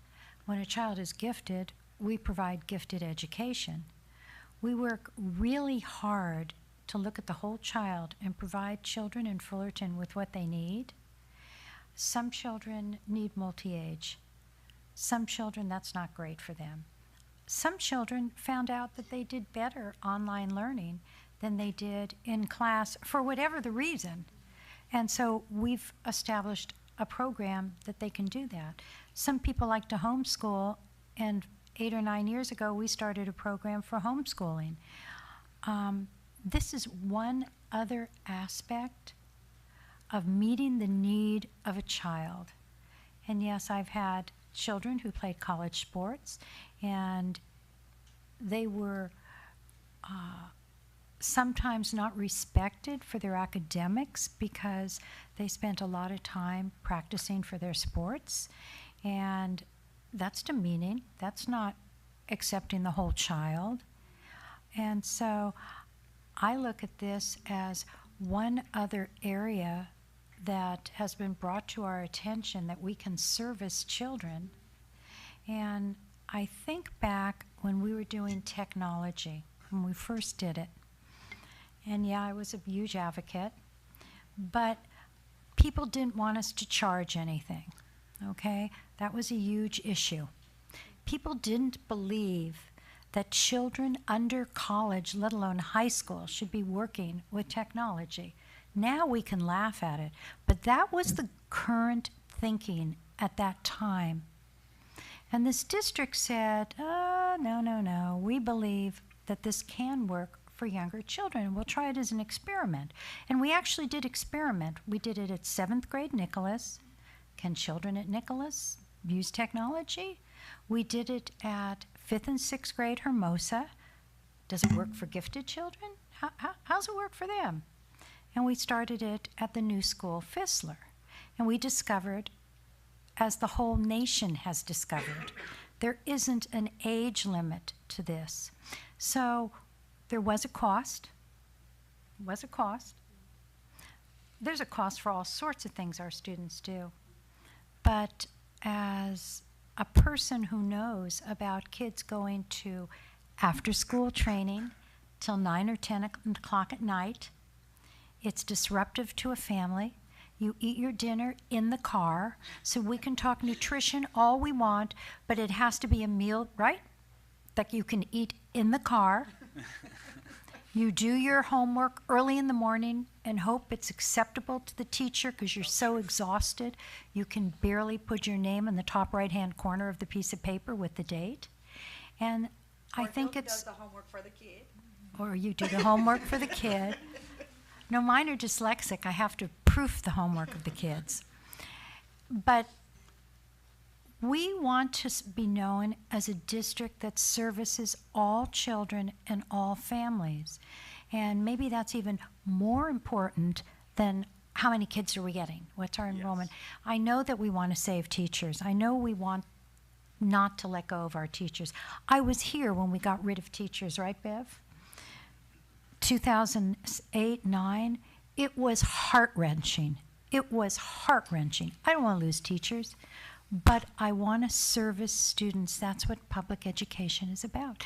And so I am very excited you're looking into this. And I do hope that some families will say, oh my God, here's respect for the abilities of my child, which are different than the abilities of someone else who can write a wonderful paper, draw a beautiful painting. And that's just awesome. And I hope that Dr. Brown is pleased that in Fullerton School District, our superintendent could have an idea in January, February, and we can implement by summertime.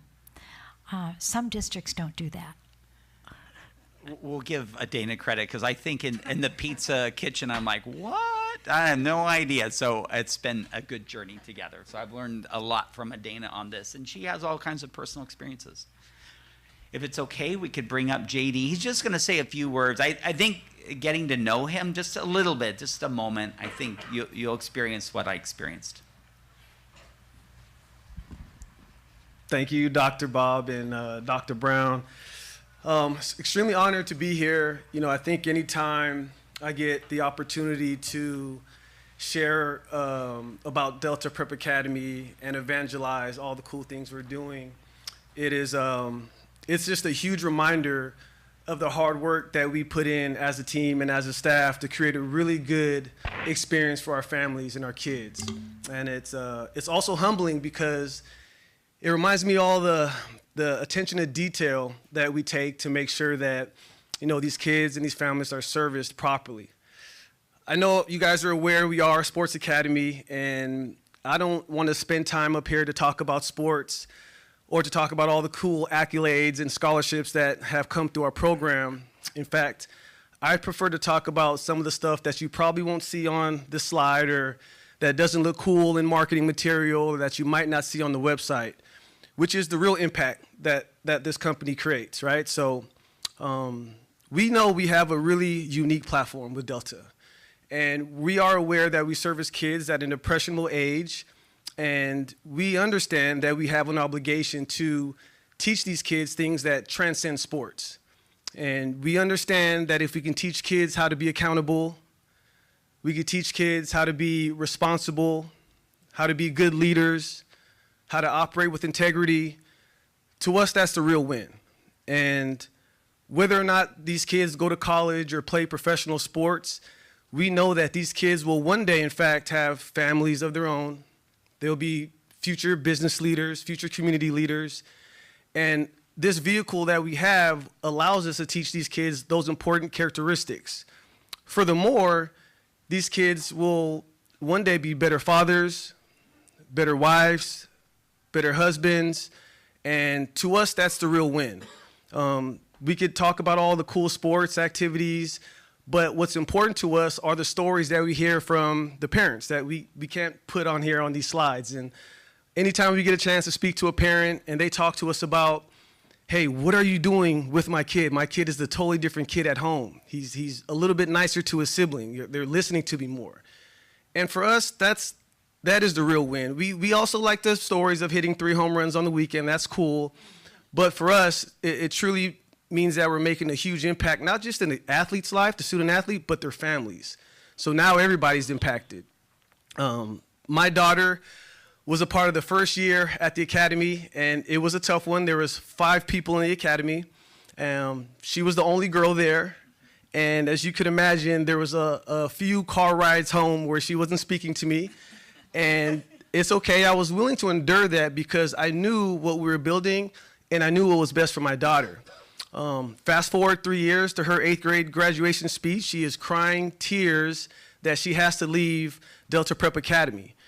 And I can tell you firsthand as a parent the impact that it has had on my child and my family as a whole. And, you know, I think if you ask her today, she would tell you that's the best decision that she's ever made. I've had the opportunity to talk to a few of the faculty and the administration here at Fullerton.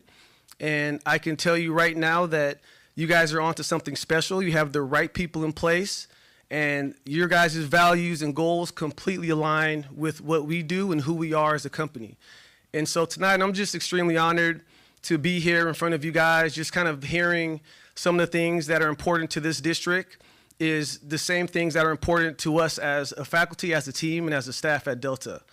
And, you know, again, just super thankful for you guys giving this opportunity and having the chance to present what we do and taking the time late on a Friday evening or Monday evening to listen to our presentation and what they're talking about.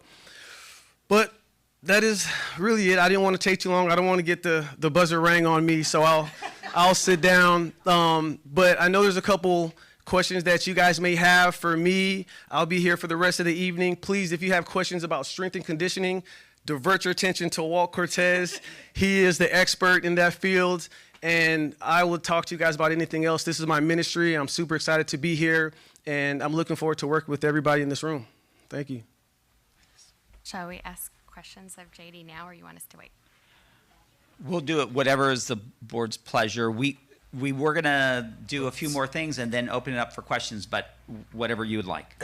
Do we have how many? We have a few more slides, Just right? a few more. Yeah, we're in the home stretch. Yeah, let's finish those up and then we could definitely have a good conversation. I think, you know, so what are the benefits? I think right now, again, diverse sports offerings. So specifically, why Delta? One is they do offer a variety of sports for both boys and girls. And some of the groups only did one particular sport. And so, you know, soccer, baseball, football, and basketball.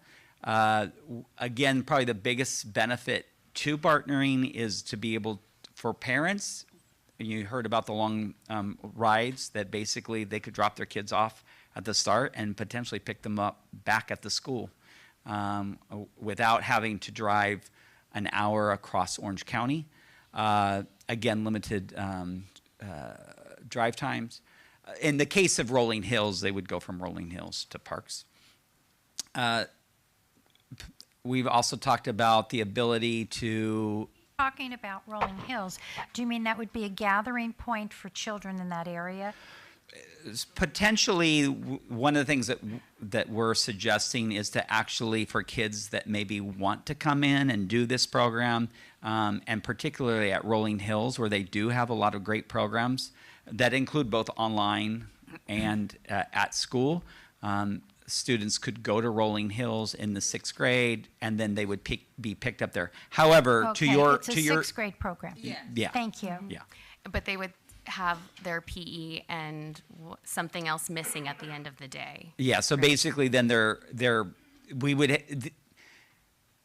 The independent study PE program currently is for 7th and 8th grade. Mm-hmm. If you wanted to extend it to the 6th grade, then we would actually have to include 6th grade in that, and then afternoon would be independent study PE, and in this case, it's also conditioning, and they also then have opportunities to go to colleges and universities and some of the things that we talked about before. But right now, like 6th grade might have PE at 10 a.m. So would they have, the 6th grade teacher would have to balance some way of figuring out how to release those kids at 1 p.m.? Lindy, I talked with Lindy, and so Lindy said she would work with that schedule to make that happen. And so that's the other thing for us. Really, it is at the beginning of the year. I mean, altering it, let's say mid-year, would be nearly impossible. So yes, to do something like that with an altering of the schedule, we would have to prepare and plan for it. So it would be just a 6th grade class, though. Potentially 6th grade, yeah. Would it be a separate class or just integrated within a regular 6th grade class, but some kids are released early? The way Lindy discussed it, it would be integrated into the 6th grade team. Yep. All right. And then the one last push that is special or different about Delta, most of the other programs just have the sport-specific training and the conditioning 4 days a week. And I think JD's one of the things that separates Delta is that they have 1 day a week where it's about different sports careers. It talks about universities. They go to different universities. They bring in guest speakers, and that potentially could be available to other PE classes that were there at that time. And that piece, that 5-day piece, is pretty much unique. I'm sure there's some other program that does it, but the ones that we investigated do not have that. Is, Dr. Boyka, is there going to be a cost to the parents that want to participate? Yes. So the cost is not to us.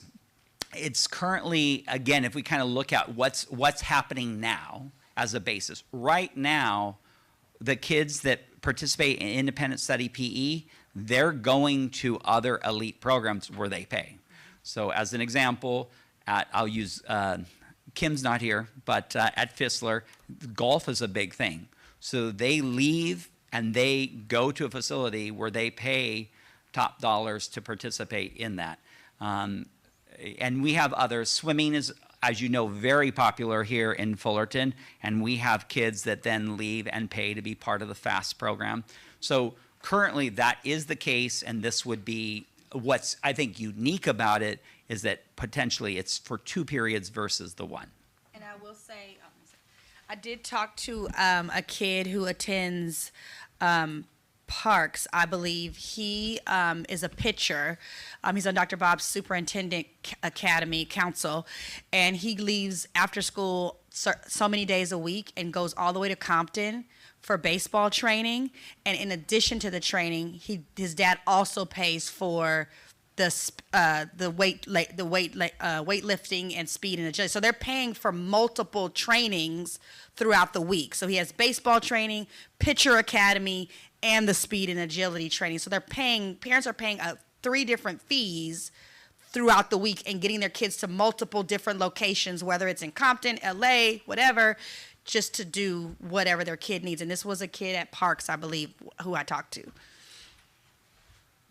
So this is just, as you're going to, I know, have a discussion, you're going to talk about it and deliberate and ask any questions, but just think about, like, what are some of your options. So first, you already have a policy. We already have a policy about independent study PE. We do not necessarily need to create a new policy to do this. What's different is we're adding a period. And so that's kind of the base option. We already offer that. And actually, potentially, our current policy would actually cover the 2 periods.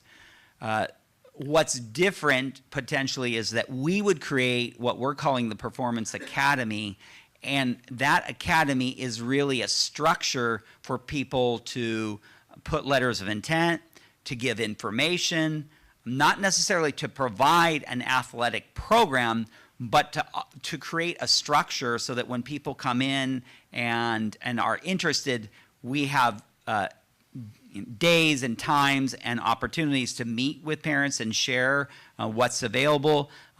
In some cases, to work with our principals, they have to schedule this. And so if we're talking, let's say we talk of 30 kids. I think 30 kids would be a reasonable number for potentially for next year.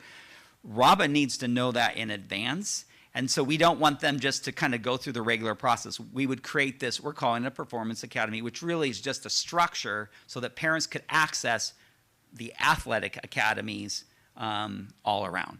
So and generally, we wouldn't come to you for every program suggestion, but in this case, this is really a bit of a new endeavor, and we need some board direction on this. But technically speaking, we do build programs, and so this program is really a structure to deliver services to the performance academies.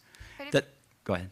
If we're giving away, we're condensing instructional minutes and time with our students, and then we're saying your PE and your elective are this other option, right? So are we reducing the amount of minutes? Because it's not just the same as kind of letting kids go early. I assume we'd still be responsible for academic integrity for those PE and the one elective that our junior high students had, that they'd have to have grades, they'd report back to the principal. Yeah, so it's akin. It'd be a partnership that way. Yeah, I mean, it's akin to our current, I mean, for example, our My Connect program, we can use PE as part of it because PE is one of those things that we do in My Connect. They have a contract that they fill out. In the case of sports, there's a log, so they would log the time in. Okay. There's an accountability to it. There's in a sense, there's grades that are given, all of those things. Okay. And I think the same with the elective, they would have like academic expectations and goals for the elective course that they took in addition to. I mean, as an example, and I'll give a nice shout out to Matthew on this. He does a training and conditioning class, and I'm going to say this. And it's a good story. He put together that training and conditioning room, and there was nothing there. So with a dream and an idea, he pulled together the resources to make that happen. And they have a training and conditioning class that they put together. So so we do training and conditioning currently at junior high. But we do it with certificated teachers. So I guess I was wondering too, are we responsible for the academic integrity or rigor of the courses that we're Sure. So in this independent study PE, I'll just use a current example. Let's say we have fast swimmers currently who use independent study PE to get their minutes. And then what happens is there's a credentialed teacher that gives them goals and has them perform certain, in some cases, reflections or tasks. They then bring in the log, and the teacher does give a grade based on that. Yeah, I had to sit with my son and help him make sure he fills out the log. So it goes on a quarterly basis, and then it gets emailed to district staff to look at. And then, so there's always deadlines to be met, and they're keeping track of their logs and the hours or minutes that they're spending to do on that. They also have to set goals, and how each of the sessions of the days pertain to each of the goals that the student selects. Yeah, and then it gets signed by the director of the program, the offsite program, to fill that out, and then you turn it into the school district. So I had to go through that as well too. So that's the base option, and our current independent study PE program that the board has approved covers that, and it covers the extra period as well. The piece that we've come before the board is really this other piece, which is to partner with Delta to provide an at-school option. And we've talked about the benefits of that, so I'm not going to go over that piece again. But that really would be developing an MOU. We've sent you a sample. We would continue to work on that with JD on that MOU and bring that back in May. We're not asking you to approve that, but we wanted to at least let you see what some of the work that we've started on that. So that's really the second thing. And so it's really creating this like a new partnership. And that's the piece that our current board action doesn't cover. And then here are the decisions that you need to make collectively. So currently, we have the option for 7th and 8th grade currently. Do you want to add in a 6th grade potentially? So that's an expansion that would require a board policy change, and so that's one of the new elements. The second is to create, again, a new partnership with Delta to be able to offer at facility or at district options for a variety of sports. And then I think kind of this other piece is, do you want to, we don't call it, it's a program, and generally every time we come up with a program idea, we don't bring it before for board action. But in this case, we are asking for board direction to say, you know, is that something you can support? Calling it we're calling it a performance academy. And again, we're not offering the sports, the academy. We're creating a structure and a system and 5 periods and all of the legal aspects that we need to do. And people would apply to that academy, which would be ours, and then they still need to apply to the individual academies. Delta, they still need to do that. Winter Circle, Red Line, they still have to do those elements. So ours is a structure. Just as a side note, just to add a little extra fun in this, our current policy does allow for dance as a form of PE. So keeping that in mind as a possibility. Who do commercials and professional movies, commercials, things like that, and they're in the 6th grade. Our current board policy doesn't cover that. They can be part of our homeschool and My Connect for it. And at a future time, if that's something the board was interested, we could pursue that.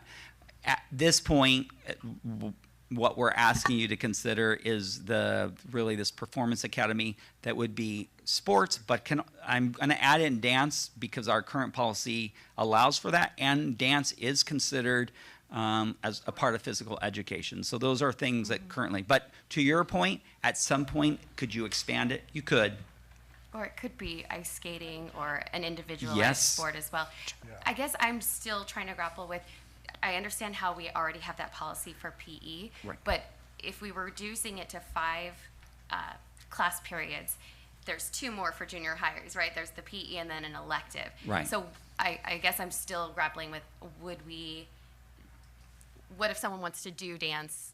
Could they take 2 dance classes, and one's an elective and one's PE? Could they take 2 ice skating, or You mean outside or? Yeah, because right now I'm not sure how we would award elective credit to students that aren't taking classes from a certificated teacher. I'll do it the short, and then Robin can talk about it. So we'll just talk about what we have as an example. And again, I want to totally respect Matthew and all the work that he's done. But currently, we offer training and conditioning as one of our electives. And it's unique. Matthew brought that. No, that's all from him and his brainchild and dream. And we offer PE. I don't want to do comparisons, but just to say, in essence, JD's program provides conditioning and it provides PE. And so it's similar to something we already do. But So currently at Parks, both our dance and our physical conditioning count as electives. They do not count as PE credits. That is different depending on which junior high you go to. And so therefore, it would depend on the uniqueness of our program. So a student in theory could have physical conditioning. I don't know that if they're doing Delta and working out for 2 hours that we're going to give them physical conditioning and Delta or ZT or wherever they're going to go, but it does count as an elective credit. So the model that we're kind of brainstorming here would be that they would have PE and then a physical conditioning elective course as those 2 courses that they would be on independent study for. Got it. That makes sense to me. Thanks. Robin, thanks for saving me. Yeah, no, and I think, to be honest, I think that's one of the challenges that a lot of parents face is really understanding that. Trustee Hanchett, is understanding like those elements and being fearful of like jumping into something like this, especially or asking at your public school. I was fortunate enough to have Dr. Lee, where I asked her, hey, is this something, that like, how would I be able to make this work, right? Like, and I just shared my scenario, and luckily I had, good working relationships with her. And it was just, like, she's like, yeah, we can make this happen. I was just like, wait, what? And did that for 2 years, and I was just like, wait a minute, like, all right, if my son can do it, like, and then you go see like what's happening outside of it. Literally just of yesterday, there was another sports academy that just popped up and is marketing their academy opening up for this next school year. So it's just like, they're going somewhere, they're getting people. Why can't it be us, right? Like, why can't we provide that education for them? Yeah, of going like there, but yeah. This is our last slide, Last and then slide. any questions. So what's a possible timeline to make this happen? And I want to address the underlying question. It seems kind of fast. So here's the piece that if you want to open in August, this is the timeline for this year. That's not to say you couldn't wait a whole other year. I will say I don't know if the same opportunity with Delta would, because they would be looking for other facilities, all those things. But for this year to start, this is what the timeline would be. Tomorrow we would, with our new PIO, we could do some marketing to commence immediately. And we would talk about something that we've done before in DLA, interest letters. Are you interested in it? So this is our way to gather information and potentially staff classes. And this is a way to do that. And again, we did something similar earlier on with the formations of some of the DLA. We were actually a little later in the year. And so we did interest letters as a way to kind of begin this. So one is to market it, 2, to get these letters of interest, 3, to do informational parent meetings, see who's interested in it. And so those would be the actions that would be taken starting tomorrow up until the next board meeting. The next board meeting, we would take action, if that's what you want, to approve the FSD Performance Academy. That's our part. Just it's a structure. Again, it's a structure. It's not actually a physical element. It's a system structure. And then we would bring an MOU to you in May to officially approve the partnership with Delta. And again, we have more work on the MOU. We'll finalize those. We wanted to give you, again, a sample on that. And then on the day after the next board meeting, so May 22nd, we would officially open inter-district enrollment for the Performance Academy for 1 month. But we would have already received information for the last month. And that would help Chad to staff, potentially, if we get different folks. Or let's say it's 5, let's say we just get 5 kids. If we just got 5 kids, at that point, we're not staffing anymore. We're not changing it. At that point, Robin would simply put the 5 into the current structure, and she can accommodate a handful of students really without doing too much. So whether it's 5 kids, that's the easiest. If it's 60 kids, that's why the letter of intent is important, so that we can start preparing for it. So this is a timeline that we could do. It's something that, and we're good at like putting some things together. So even sometimes when there's a lot of moving parts, and there's a lot of moving parts on this, but we can do this. So this is the potential timeline, and then we'll open it up for any questions and at whatever deliberation you all want to do, and finally, whatever direction you want to give us. Yeah, awesome. Thank you so much for that. I think definitely there's questions and comments and information to be shared. I don't know who wants to start. I know there's been, yeah. Bev? No, go. I just had a couple questions. So if the program were to be successful, could we see it expanding to other school sites, Nicholas, LV? Yeah, before I answer that, I don't want to scare anybody. The 2 schools we approached, the principal had to be interested in this, and they had to be passionate about sports and athletics and the opportunities they provide. And, you know, I didn't know. Robin's so excited. No, I'm doing a little but I think she sees it as a pathway and as a choice. And Jenna, as you know, Aruni, a pretty good basketball player, and I think there's a little bit of interest in sports. And even though for sure, I think there's always reservations and good collaboration, and I know the PE department brought up some really good points when we met with them. We want to take time to do that. When I reached out to Lindy, I said, please do not go in and say, you're going to do this program. I said, ask your teachers. If your teachers don't want this, we shouldn't do it. So is it possible to expand? Yes, but only with collaboration and interest from the site. Could it also get to the point maybe where, with enough participation, families that are very interested, students that are talented, but may not have the funds to participate, that we could, or the program could also include more students? Yeah, so just a couple areas, and I know, one of the things, again, that I was maybe interested in the partnership with Delta is he talked about the fact that they can offer scholarships, that they do. I'll quote him. He said that he's never turned a child away that's been very interested in doing that and committed to doing it. I'll give a little shout out to my friend Jim Miller. Two things. He just gave $5,000 to the speech and debate program, and those of you who know him, just a great man who's helped us over the years. And I saw him today at lunch to thank him for the $5,000 that he gave the speech and debates national team, and he said, I'd be willing to give another $10,000 towards scholarships for this particular program. It's so funny because he always is like, what do you got going, Bob? And so I said, here, I told him this. He's like, I'm in on that. So just to say that I think we have folks that would help, could provide some scholarships. And I'll read his name, Mr. Donovan. Any other questions, Justine? No? Not for me now. For me? Thank Awesome. you. Bev? I have a couple questions. Yeah. I think, thank you for this presentation. I think that having an opportunity for children to learn in an in-person setting is a great option for lots of kiddos, and seems like that's something that's not happening in other places. So I think this is a good thing for kids.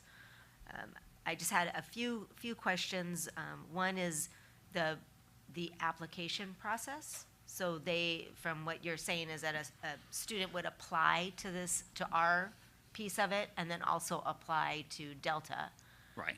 And then. Or ZT. I mean, right. they can apply to any program they're going to. Right. And then they basically they would apply to us. And what would our requirements be? At this point, it's just paper. So some of it is a little bit paperwork. One is they would need to show that they're in an academy or in a program. And so they just need to show proof that they are in that. And again, I think that they know what they need to do, which is they're going to have to fill out the log. It's weekly. There's a hassle to doing paperwork. And so that would be part of it. And they're committing to doing that. They're also, in essence, they have to know that it's a 5-period day. And so they're acknowledging that 5-period day, that it's potentially losing out on 2 electives. So some of it is communication. They would need to come to some sort of parent evening so that they know what they're getting into. Delta makes some shadow as well, because we can talk about kids loving to play a sport, but I went there, and the kids are conditioning, and they're conditioning hard. They need to see what they're getting into. And I had 6 kids, as you know. 2 of them would have been all in, and I have 4 that'd be like, no, thank you, I don't want to be part of it. So the shadowing would be a part of the program that they'd be obligated to go see what it's like. And I like the fact that we've got some scholarship opportunities there. That was one of my questions. The other thing is when we talk about parks, and the comment that earlier does hit my heartstrings, because I do think having students see other students of privilege may make them feel bad. How many periods are we doubling up on the field, or will that happen? I mean, is it just the last 2 periods of the day? Yeah, for us, it would be the last 2 periods of the day. Right now, and it's still kind of in process, but I know that the PE department and JD talked about using potentially a third of one of the fields, and that the dibs on the field would be the PE department. So PE would say, hey, we need this space, because they have, if you haven't seen it, they've got kind of the lower field and they have the track, and so obviously the PE department needs the facilities. I think they have 4 to 6 week like blocks, on a sport or an activity, and so they would just say, hey, JD, we need you to move over there. Yeah. And I think I can get to that point, because again, it's a elite program. I mean, it would be like someone over there dancing, and I'm just learning how to dance, so they could see that as something they could strive for as well. So the other thing, did we think of another school other than Parks, or why was it Parks? Just because it seemed to be the... I think, again, it goes back to the administrator and whether they have people that would support it. Because it's also, I mean, not everybody believes in athletics as something that is meaningful and important. And so it's careful. If we're going to put kids there that are going to participate, we also want the staff to say, yeah, we value this as something that is important and is an option for kids. So in this case, I don't want to out them. I went to a couple other schools and they weren't interested and wanted to honor that. And in this case, these were the 2 schools that were interested. But the other thing I will say is that Parks creates an equitable day, because the kids do get an elective. They have 7 periods. And to a parent that wants their kid to be well-rounded, that's golden.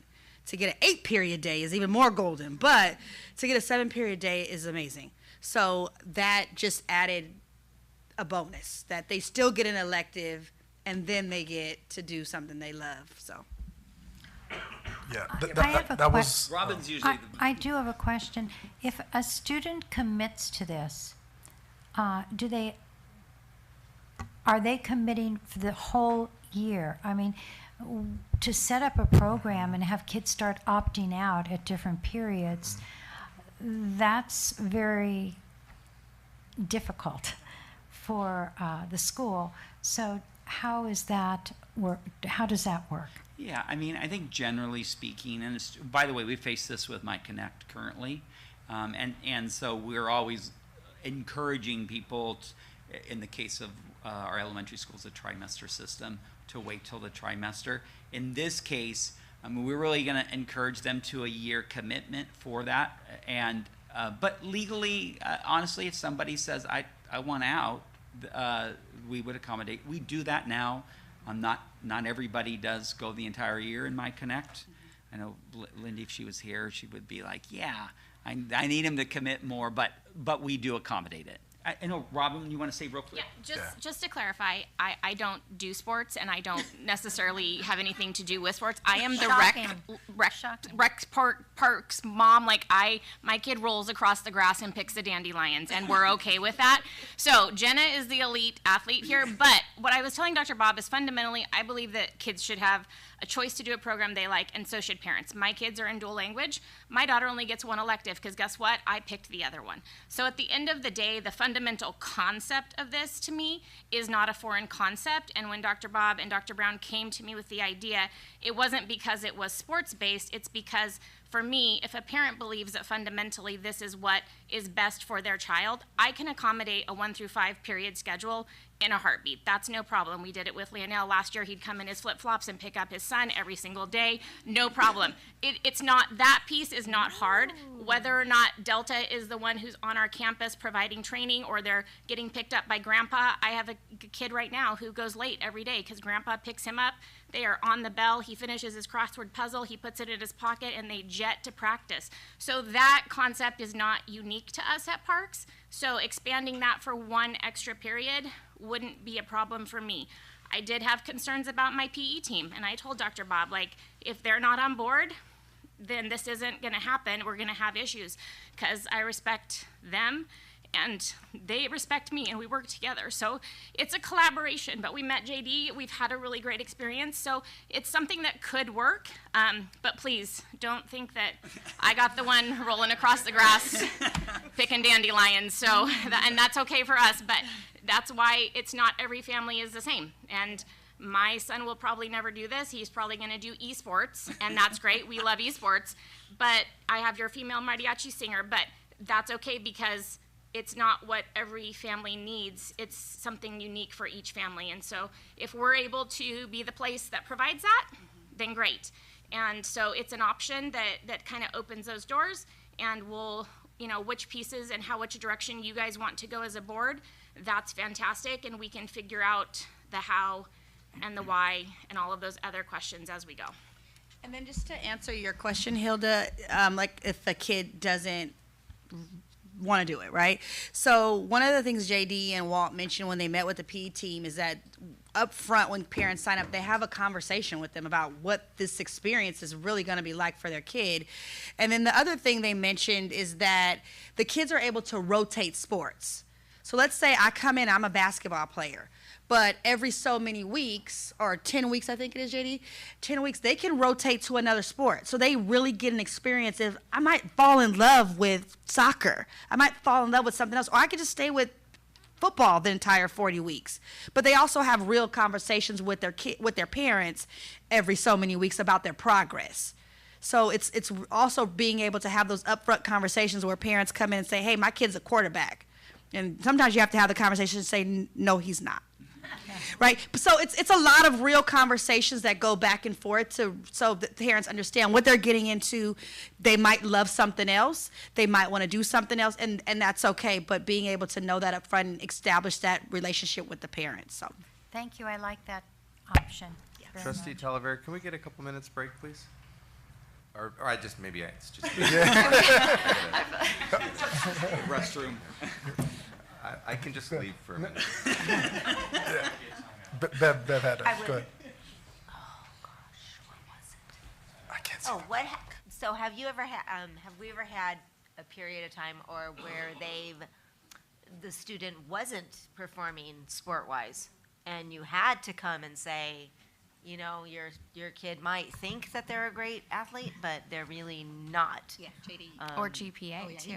And would you have to eliminate them from your program? Or if they're not meeting GPA standards. Oh, we wouldn't necessarily eliminate them from the program. What typically happens, because we hold academics at a high regard, and this is where I think the collaboration and partnership could really work, because if they're not doing what they're supposed to do in the classroom and they have a C or below, they're not able to participate in our program for that day. So we hear all the excuses, as the teacher didn't grade my paper, and we're waiting for the grade to get registered. But we trust that we'll be able to confide in the staff at Parks or whatever school to give us the proper information. And we'll be fully immersed ourselves in the dashboard so that we're aware exactly where the kids stand grade-wise. Now, there's also been instances where kids get hurt on the weekend. And they come to our program, and we accommodate those families, right? And so if a kid is injured, we make sure that we do what the doctor prescribes. We're not the professionals in that fashion, and so we rely heavily on the doctors and, what they ask us to do and what they want the child to do. So at that point, the child just has to wait till he's cleared, and then he comes back to the program. Does that answer your question? Yeah, it does. Thank you. Yes, ma'am. I have a bunch of questions for you, sir. Okay, I knew you were waiting for me. First of all, I would like to know more about the application process. Do students have to have experience with team sports? Do they have to have aptitude and talent to be admitted into this? No. As much as we would love to have all elite athletes in our program, that's just not the reality. In fact, we actually encourage the kids who have never participated in sports to give it a shot. Yes, it's rigorous. Yes, it's challenging from a strength and conditioning perspective. But when kids are learning a new sport and they're challenging themselves, we also find that pretty cool, because those kids tend to learn a little bit about, resolve and how to kind of operate and function and fail, right? So while my daughter was a part of the program, she's an elite soccer player. She decided to try basketball, and she was terrible at it. But what I liked was the fact that she tried something new and she wasn't afraid to fail. And now she's challenged herself with track and field in high school. And so we are very much open for kids who, at all levels, have high athleticism or low athleticism, we're there to coach and create a good experience for those But the kids and shadowing families. is probably important so they know what they're getting themselves into. Yeah, and there has been times where a kid shadows with their parent, and the kid is just kind of blown away, like, but the parents are excited, they want the kid to do it, but the kid is kind of looking around like, I don't know if I want to do this. But the kids end up, seeing it through, and I think there's a huge growth part to everything outside of sports when that happens, when they challenge themselves. Are all your sports programs co-ed? Yes. I mean, obviously now with football being a huge Yeah, push with for flag girls. football, and now scholarships are being offered. We did have a couple flag football players part of our program, some elite girls. My oldest daughter didn't get a chance to participate because I wasn't a huge believer of it. I have 5 girls, by the way, so yeah, you heard that correct. And I'm a full-time dad, by the way, so I'm doing hair and braids. That's a side note. But my second oldest daughter wanted to try flag football, and I was just like, I don't want my girls playing football. I don't know how I feel about it, but because it's so popular, I told her go for it. And once we kind of opened up that opportunity for girls to enroll and play flag sports, we had a few girls that signed up and joined our program to play flag. I assume baseball too then? Softball, yes ma'am. We've had a couple softball players to head to a lot of pretty good high schools, and I believe one has earned a scholarship already as a freshman. And so, it's really the same. And I don't know baseball and softball that well. I know Walt has a background in baseball, and so I'm sure a lot of the movements are the same for outfielding and infielding, but we definitely would serve female and male athletes as well. Can you tell us more about the cost to students and their families? The cost for students and families for a 10-month program is $1,000. And A one month of the or total? A month, yes ma'am, a month. And we offer scholarships, and like Dr. Brown and Dr. Bob mentioned, we have yet to turn away a student. We usually find a way to make sure that family has the opportunity for their child to participate. And that stems from me. I remember training kids for $25 and getting kicked off of parks, and when I first started my business. And so as long as the kids are committed and want to work and train, we'll find ways. We also make sure that they're doing everything they need to do, whether it's at home, whether it's in the classroom. So we don't just give scholarships away. We want to make sure the kids and the families are committed and that they're doing everything they need to do outside of our program to just make sure they're doing the right things. Okay. So, our school district is about 56% socioeconomically disadvantaged students. So in order to provide equal opportunities for all of our kids to be a part of this program, that would probably be about 50% of your team at $10,000 a year. Do you think that that's possible to get to that point with scholarships or at least reduced fees for those students if we were to make this equitable and open opportunity for all of our kids to participate in? Yeah, I think it's going to be more of the amount of kids that want to participate. I think just thinking of the shadow day, sometimes it seems like you want to participate, but you have to really be committed. And we have families that are in that same demographic that drive hours to make it happen for their kids. And they carpool families. And so if there's a kid that we're offering a scholarship to, those families go above and beyond to make sure their kids get there.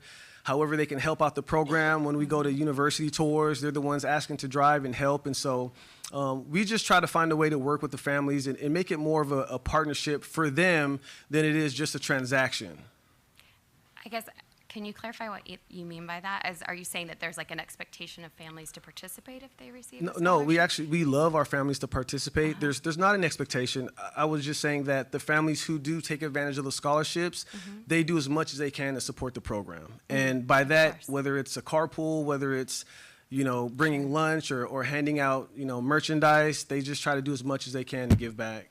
Do you think it would be possible, because I know right now the model MOU, and I know it's just a temporary placeholder, but the suggestion was that there would be some commitment to providing scholarships, but could you give us maybe a more clear estimate of what that would look like, or how many students, like a percentage or number that we could look for? Because my biggest concern is the financial barriers for our kids, and just as we're offering this as a public education opportunity, during the public school day, I think that all of our children should have as much opportunity to participate as are willing and wanting to. And I see this as this economic barrier as a real difficulty for a lot of families. Even if there are scholarships, it may be something that keeps them from even thinking it's an option for them. Yeah, it's right now it's hard to put a number on that. I think it'd be more case by case, right? As we talk to the families, as we get a good understanding of what they're up against. But to put a number on it, it'd be kind of challenging. However, what I can tell you is we will be open to sitting with however many families we have to see if there's if it makes sense for us and for them to be a part of the program. Because some families want to do it, but some families recognize the challenges that come with a kid that's training pretty hard for 4 days, and maybe it's not for that child, kind of like what we mentioned prior. So, but we are open. We will sit down, we will talk to every family, and we will make sure that there's something that we can do to help this family participate. So yeah, it is open to everybody. Well, and I realize you're running a business, sir, so I think it's more on us to figure out how to address that barrier if we are to partner with a for-profit organization of like, how do we make sure our kids have access to the services that we're connecting with? And that's the conversation we've had already, just with making sure that the students that are at the school are ready and allowing them to take advantage of these programs, that they also have a place to figure out which students, I don't want to say deserve the scholarships, but make sure we're giving them to the right families. Yeah, and then I think for JD running Delta, I think we got to remember that we're just providing that academic component that any of those students, any of our students currently can choose any academy. Like they could choose JD's academy, or they can choose another academy out there that, you know, might fit their need a lot better. Or again, other programs that are out there aside from like this one specifically. I think the MOU specifically working like on site, right, is the MOU. So it's not specifically like for, I mean, we could provide scholarships and connect with a lot of other academies that could provide scholarships that might fit those needs, right? So a student might be able to come to us and say, hey, there's another academy that I would love to go to. Can you help me connect and maybe get a scholarship for me? And it's connecting with that academy. So it's not just specifically with JD's. And also, we're not providing that. All we're doing is providing the academic framework for it. And then the specialized training component or performance component would be geared just to somewhere jump else. in, this is happening already. So in fact, JD is one of the few groups that have offered scholarships. So just as an example, I won't name the organization, but there's a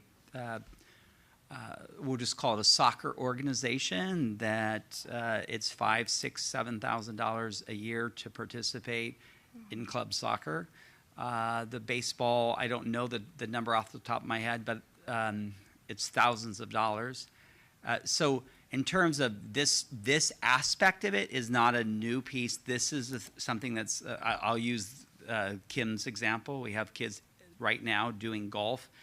And now all of you that have experienced anything with golf itself is not a cheap sport. So in some ways, I don't want to single out JD as if this is a unique thing to what the decision that you've made. The decision, in essence, and I know it's not everybody was on the board when this happened, but collectively chose to do independent study PE, and now this issue, and as somebody that also did swimming, and somebody who coached U.S. swimming in a team long time ago, swimming is not a cheap sport either. As a father of an Irish dance, I can tell you Irish dance is probably, I'll just say that $10,000 would not be unusual. So I just, as the board thinks about it, I don't want to, in some ways, put JD under a separate criteria that we don't currently apply to anybody else. So. And then I was a song girl. And then one thing I will say is that, just to give an example, I would say 75% of my son's football team, they're not high socioeconomic football families, but they 50% of them do attend academies like this. So these parents are, they make it happen. And so in addition to paying for the academies, some of them are paying for online programs or private schools. So they're paying that. And then the football program that he plays for, there's no one in California that we can play against because it's such an elite football program. So we travel at least 4 times a year to play other teams in other states. So to South Carolina, to Florida, to Hawaii, and somewhere else, Maryland. But so those are all, and these parents are not from affluent areas. They're from Compton, they're from Carson, they're from Long Beach. You know what I mean? And so we have parents that are selling dinners on the weekend just to say, hey, I'm gonna make this happen for my kid because this is their dream. So like Dr. Bob said, it's happening. Parents are finding a way, and they're paying exorbitant costs. So sometimes, I think even what JD is charges like a drop in the bucket for when you put all the amount together for everything these parents are paying. A few more? Yeah. I don't mind sharing. Yeah. Oh, it's been an hour. Do you have a few more? Well, I mean, I Question. have more comments for our discussion. I think if we're going to make it, Yeah. I mean, tonight we're expected to give direction, and then we would vote next month. So, I mean, I have some thoughts before that I would like to give for direction for the next month, and obviously it's up to all 5 of us for sure. to decide whether you agree. You want to share those comments? Don't agree or want to make changes or edits to what I have to say. If you want, we could split it. One is if you don't have any more questions for us, then at that point, It's let your just deliberations a discussion begin. amongst us. So do you have any more questions for either me or Dana or JD? I think I can I don't. hold questions. Okay, all right. So comments amongst the trustees on this? I mean, I'll just share because I'm already on this. I know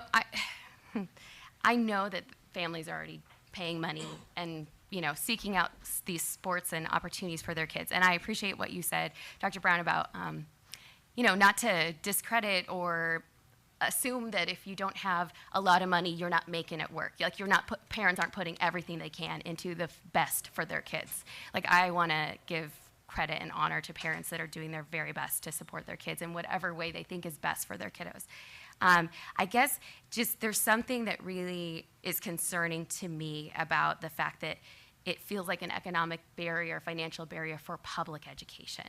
I think what parents choose to do after school with their kids, the programs they support and pay for, is different somehow than what we expect during a regular public education school day, which I believe our business as public education is to provide absolutely every opportunity for an excellent education for every single child and break down economic and social and cultural barriers that might be limiting them in our society. Can I get a clarification on what you just said? Yeah.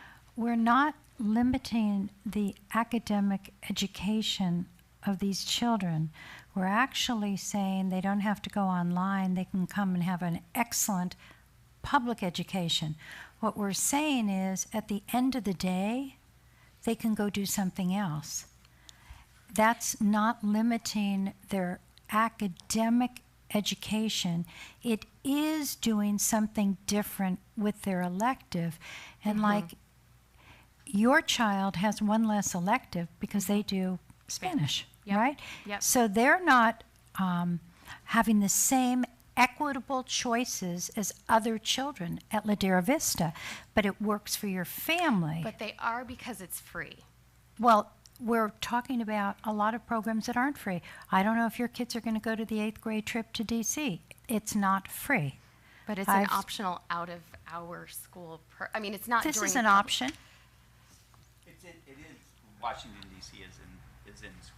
It's an option, and going to kids have to pay to go to science camp. I know in specific because we just talked about it. I know at parks they do. Okay. And at science camp, the Ed Foundation gives $10,000 to $20,000 a year to support kids to go to science camp, and some don't go for many reasons. but it's a public school going away for 3 to 5 days, depending on the school, and there are children that don't go because of the cost.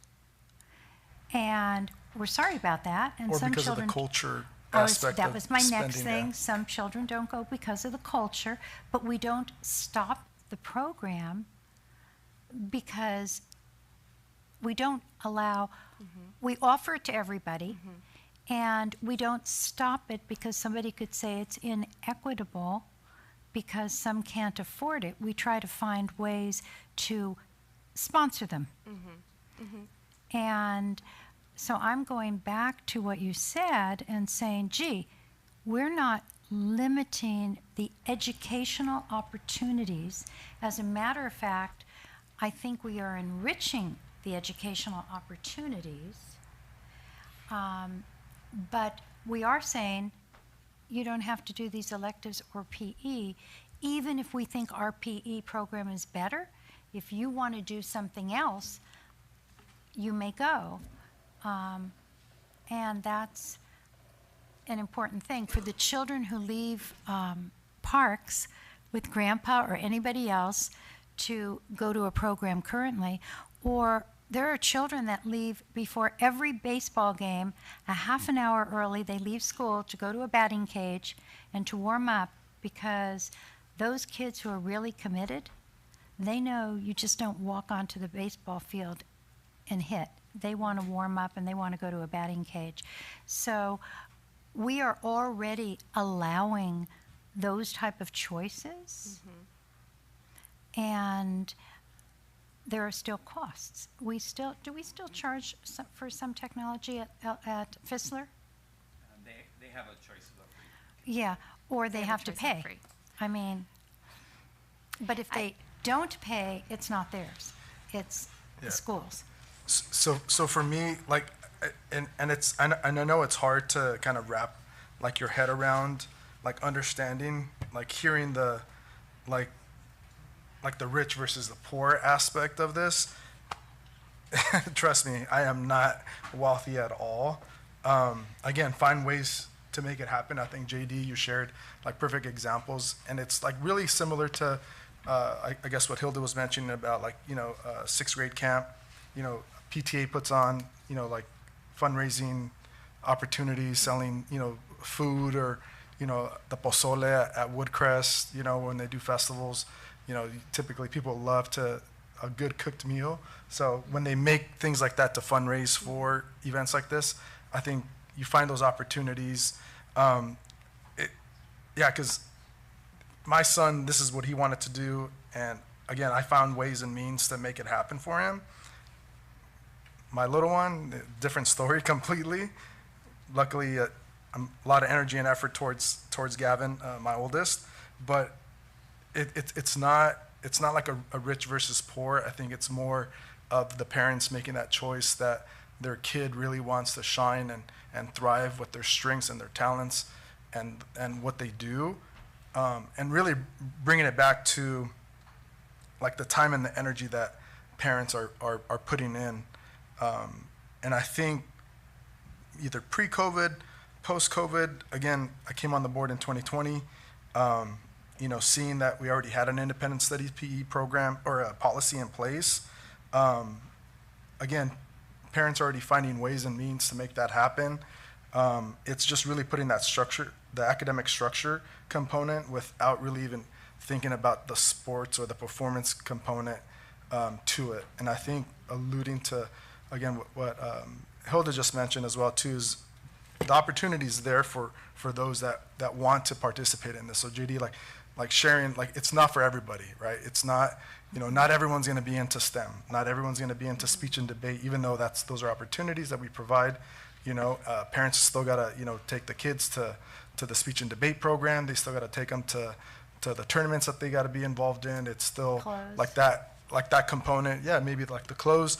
To me, like it's that whole child enrichment component that you have sports.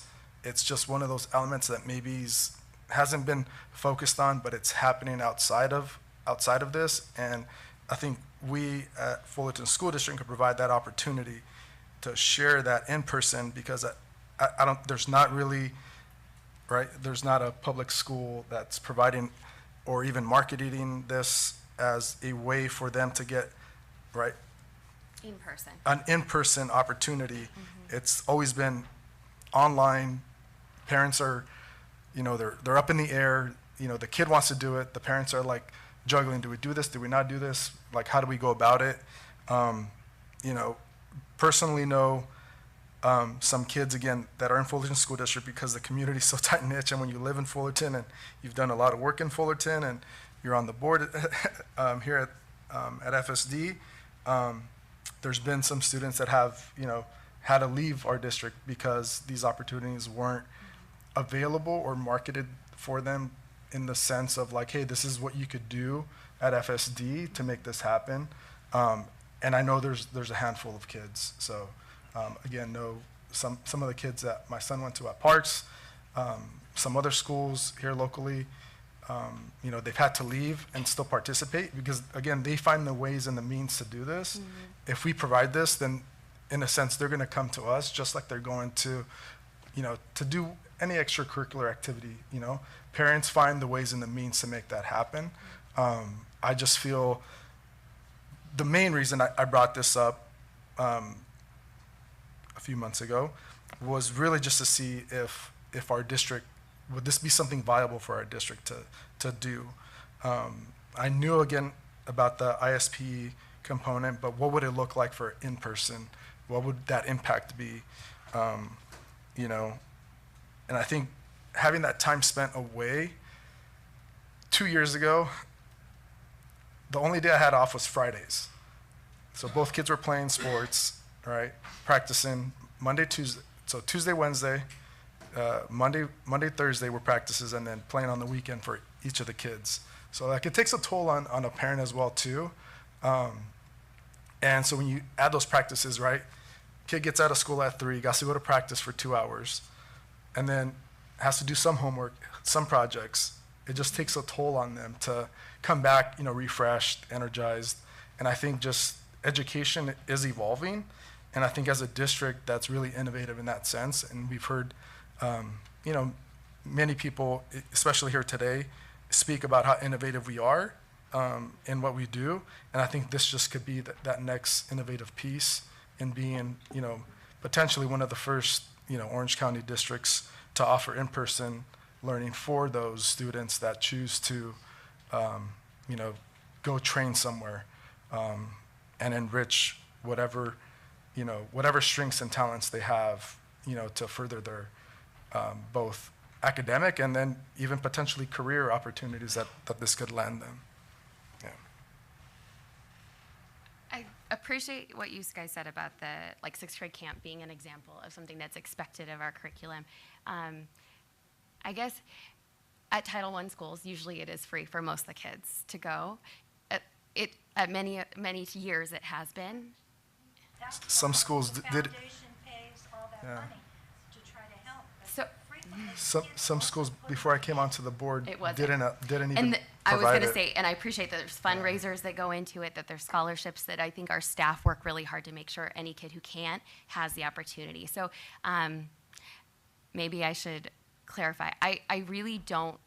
I'm not trying to say that I don't want this program for any of our kids or that to have it is inherently inequitable. I simply want to make sure that all of our kids who have the desire and aptitude for this elite program have that opportunity regardless of their financial situation. And so I think, you know, sixth grade camp is maybe $300. This is $10,000. So I guess my concern is how are we as a community going to make sure that all of our kids have this opportunity if they want it? This is not the day for this other aspect, but one of the things that we potentially explored, just as we bring to your point of like how could we do it, there are ways. I mean, we had some really good. They're not just great PE teachers, but they are people that are experts in specific sports, and we're very lucky at Parks. I mean. Matthew, in terms of basketball, Jeff Hecht in terms of baseball. So we could actually do a version around the expertise. And so this isn't to say that therefore we shouldn't do the program with Delta, but if we're looking for other opportunities that potentially we could do and that we could control, and that we could admit kids with no cost, that's a possibility to explore. We're way that I haven't even looked into, but Yeah. just to your piece of is that possible? It's possible. I really appreciate your whole thing about equity, because today I had a huge talk with Sergeant. Mike. Whoops. Your mic. Today I had a huge talk with Sergeant Bridges about the equity. We were both concerned. But I want to go back to, I don't think that there are not going to be hundreds of kids who want to come into this program. There will be a few students who want to come into this program, a very small percentage. And again, I go back to if these were children that had a need, if they were special ed, and it was going to cost, what does special ed cost us in children and things they need, speech, and sometimes we have to outsource, what do you call it, not physical, occupational therapy. They cost us thousands of dollars, but we meet their needs because that's what we do. We don't put a lot of money in gifted education. $135 a year or something per kid, something. We have students whose needs we don't put money into. And I like, Bob, that you're thinking out of the box on how to use the resources we have to do some of this in-house. But I'm not against trying to see, is there actually a need out there? If we don't go out and ask, we may be discussing inequity when there's no issue. There could be a big issue. We don't know. And we are looking to see, should we look into a program that might service some students? And some of us have had students who that would service, and some of us haven't. But that doesn't make it any less important for all students to have opportunities. And I want to parse out, because I agree, I think generally speaking, camp, if we do camp, ultimately, if a child says, I want to go to camp, it's our responsibility to provide it. So I think, though, there are some things that we provide that are paid and are during the school day. And so, as an example, the Washington, D.C. trip. But I don't even have to go that far away from this same genre we're talking about. Right now, kids leave early in PE. So they leave during the school day. They go to academies. They go to sports right now, and they pay, in some cases, tens of thousands of dollars to do it. So just as we consider it, I mean, JD's here in front of us, but this issue is not because of Delta. We already are doing this. So if I wouldn't look at it, well, is this a Delta thing? If you're reconsidering, our independent study PE, where kids leave early at a huge cost of tens of thousands of dollars To their families. You mean. to their families. And it's happening, it's not like after school. They leave our school during the school day to do these programs. So that's not the Delta thing. That's just our current policy. So, trying to separate that out, that's not Delta. That's, if you're, as a board, if you go, let's re-examine our whole policy around it, I think that's always a fair thing to do. But I don't want to make it around Delta, because it's not about Delta. We're doing, right now, this happens. Right now, parents pay to leave school early to participate. Not simplifying this, but just to make sure I'm understanding what we're presenting is we are going to provide an academic school program to offer students that want to leave early to pursue outside activities, right? Yes. We're just offering an opportunity for students to have in-person learning, to leave early as they would be now. We're not encouraging or endorsing or saying you have to go to a certain place, right? It could be dance, it could be sports, it could be acting, it could be anything. Our current correct? our current policy doesn't necessarily just allow. sports? Yeah, it's sports and dancing. So That's what our okay, so from our existing independent study program that we have now.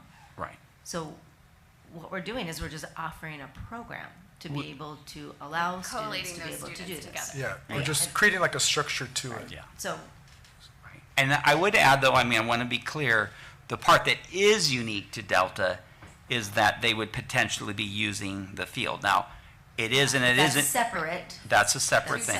That's the Two MOU separate piece. decisions. Right. And again, even that is not that, right, just to be clear, right now, the Rangers use our field. Right now, Little League uses our field. So, but what is different, not that they're using it, they in fact, any church, I mean, any church that wants to use our facilities, they can use our facilities. Any nonprofit, they do.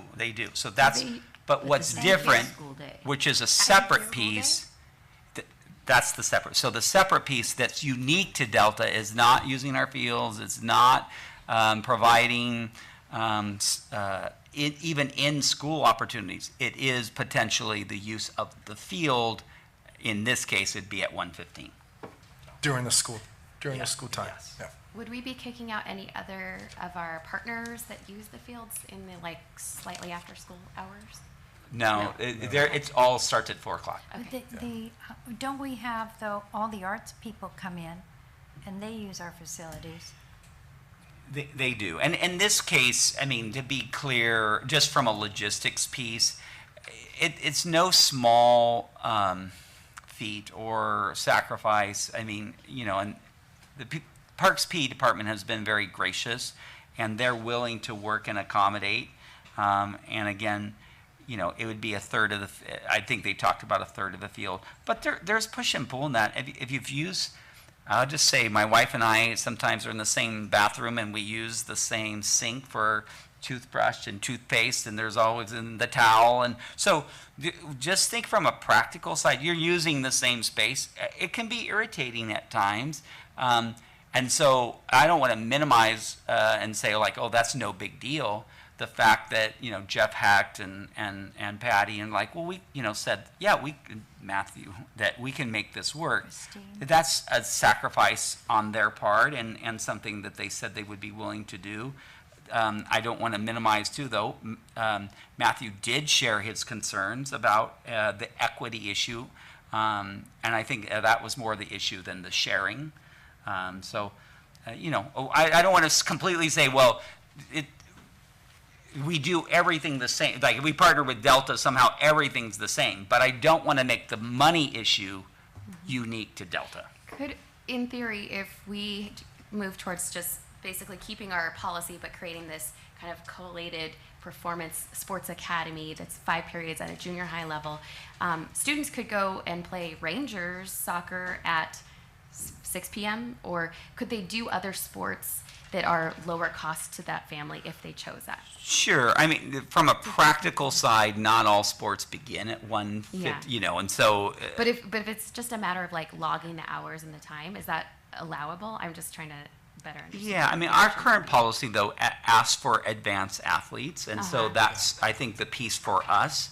And for sure, Delta can do whatever they want, but our policy is advanced athletes. Okay. So when they apply to us and they want to be part of it, we would need to have some evidence of that advanced program. However, to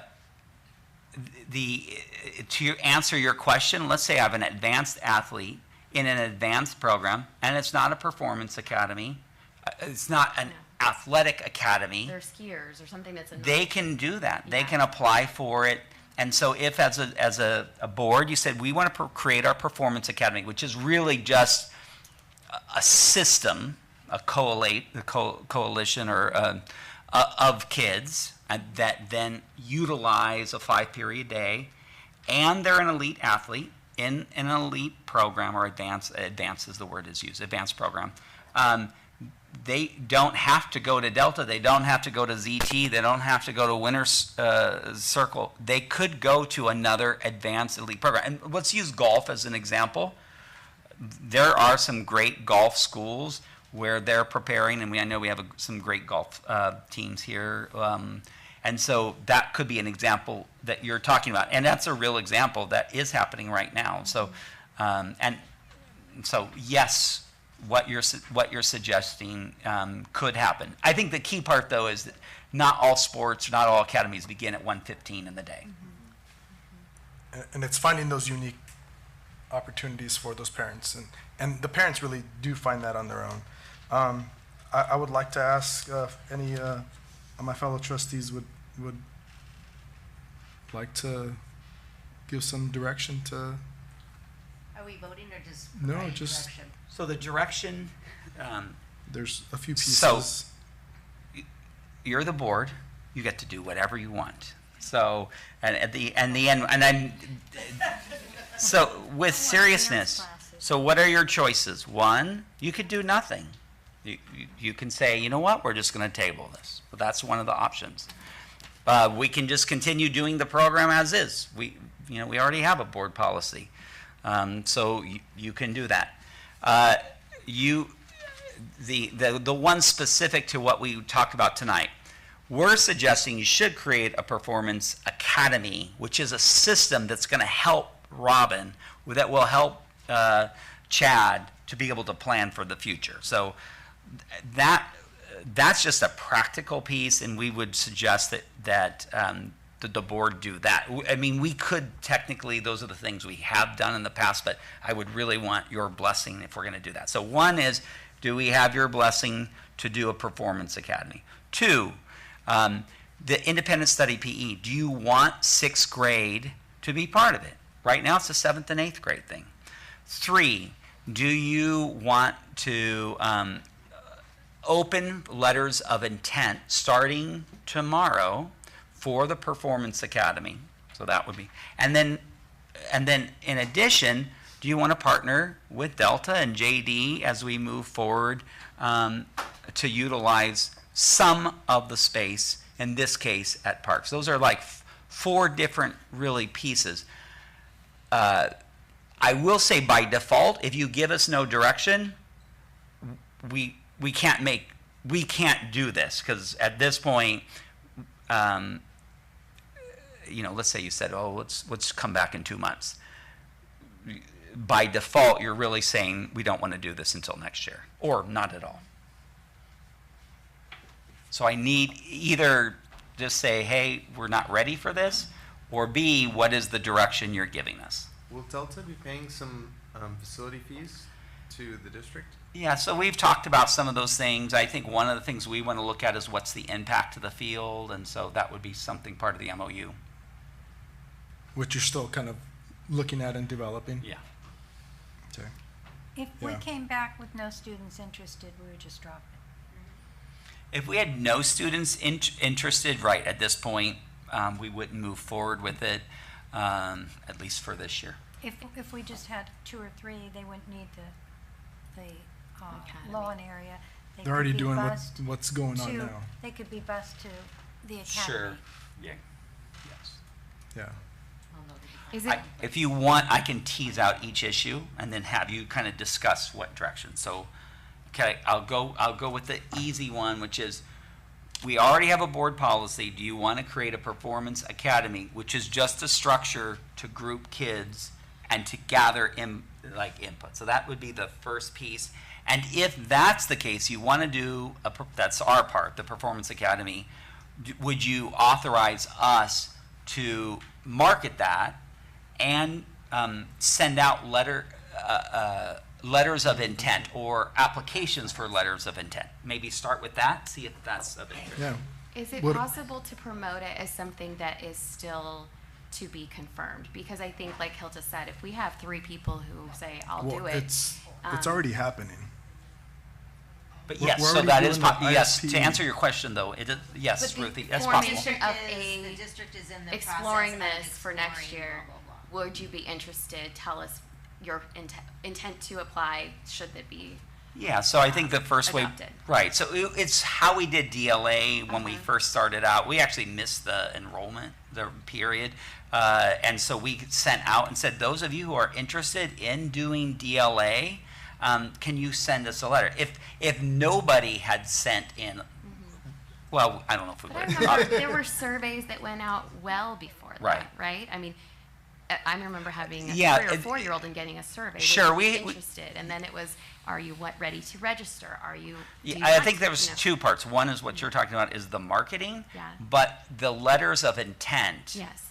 That part, and so what we did is we said, if you are interested in applying for the DLA, we're going to put you on a potential waiting list, and then we would group you according to that. That's the part I'm talking about. It's more than just marketing.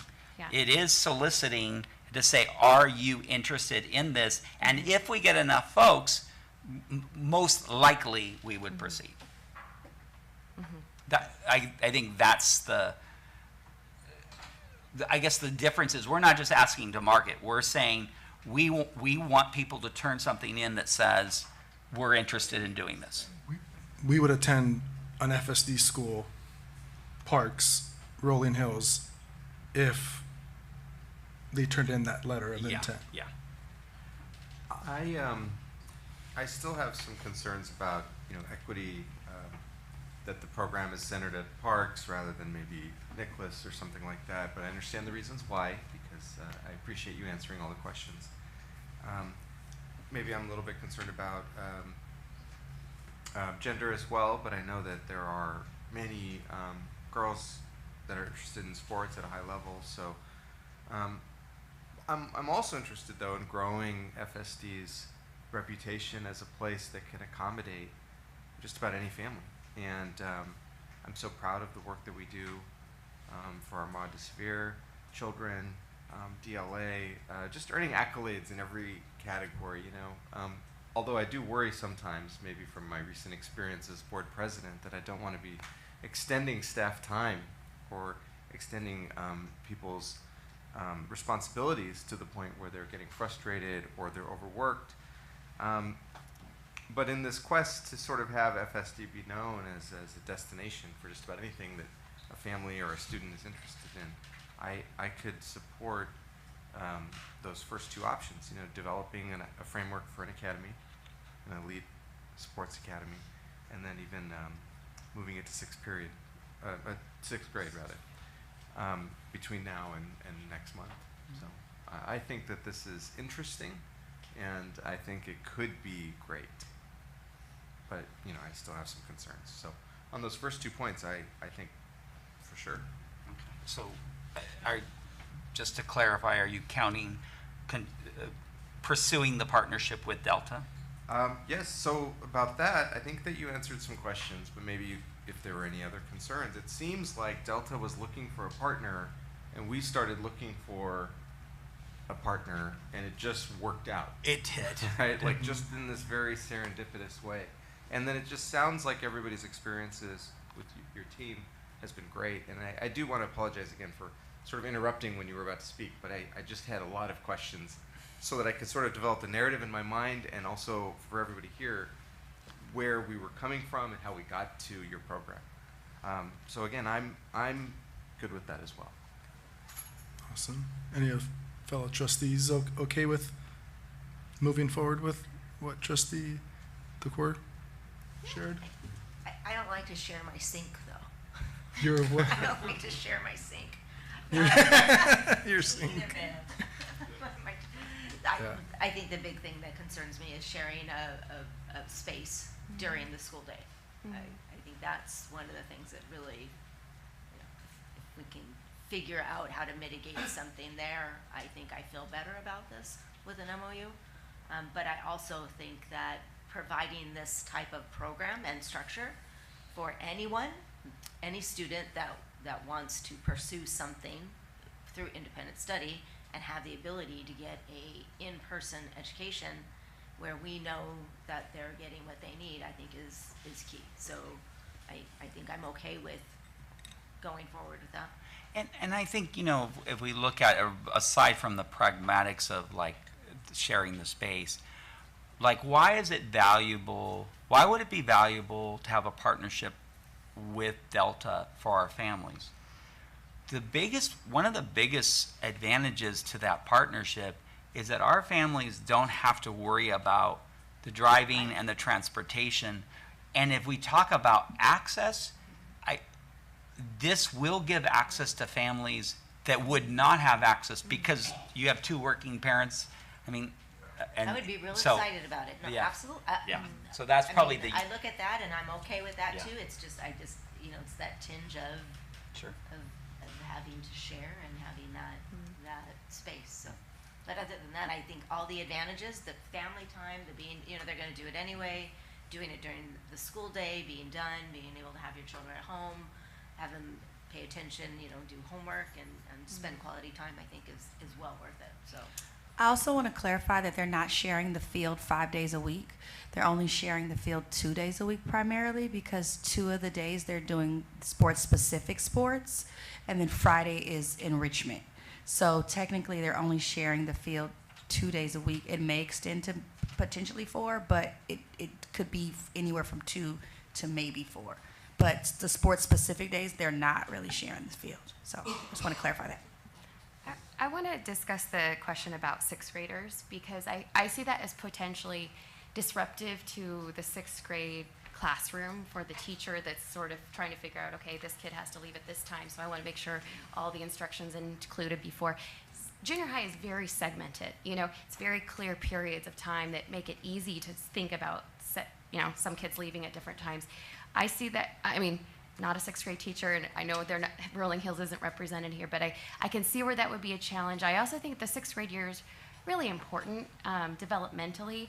Kids, it's kind of their last year as the big kids on campus, and there's a lot of bonding, there's a lot of, we talked about 6th grade camp, experiences that they have, and even just, I have a 5th and a 7th grader, and the difference of the expectations of what it's like on a 7th grade campus versus an elementary school. I know we have K-8s, but it's different. And and again, parents' choice, but I don't know that that's going to be. I want to make sure we're thinking through the consequences of putting, junior hires have phones and they talk about different things, and it's just a different mentality than most 6th graders on an elementary campus. So I would propose that for our first year, if we're doing this as a sort of a pilot learning process, that we do it just with the junior high and simplify the process. It seems easier to segment. You've got kids that are already at one location. We're not talking about busing and moving and finding out where that kid is if they don't show up on time. I think it simplifies our learning process if that's our intention, is to see, is there interest in the community? Can this work at FSD? And then possibly expand from there. And it means we don't have to change our board policy either. Can I just say something? So this current year, I believe JD and Viviana had about 36 graders that they turned away because parents wanted to start this elite program or elite training at the 6th grade level. Typically, you're right, Ruthie, it is at 7th and 8th grade level. And there's parents who compromise an in-person education at 6th grade because they want their kid to train. So a lot of, right now, I think they have about 15, 20 kids that are just doing online 6th grade because they're like, we don't care, the kids don't care about the in-person because they just want to do the training. And so I think if we don't have to force our parents to compromise that in-person education, because there's going to be 6th graders, there's going to be siblings who are going to want to do the in-person. It's huge. I know for me, as a parent, I had an 8th grader who did it, and I had a 6th grader. And my 6th grader had to sit in a room all day online while the other kids went to class. And it was heartbreaking for him because he's my social butterfly. But he cared about training so much that he was willing to sit in a 6th grade, in a room all day with Walt while he did his online. But if I could have offered him a 6th grade in-person option, I would have done that. But he cared more about the training that he did than the in-person. So he still got a good education, but I cared about the social piece. So I know a lot of our parents do. Yeah, and I think to your point, Ruthie, it's not going to be for everybody. It's just that option that is provided. And I think, because I see it even at the 5th grade level now. So it's as young as 5th grade that they're going to these specific academies. And to me, that was a mind-blowing part, right? So like I had my 7th and 8th grader doing it, and I was like, wait a minute, what?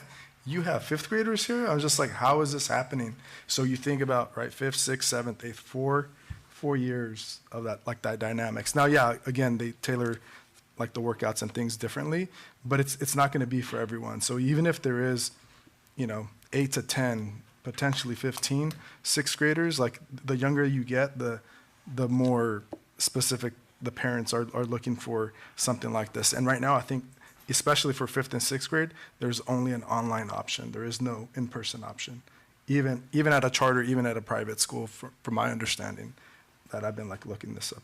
So,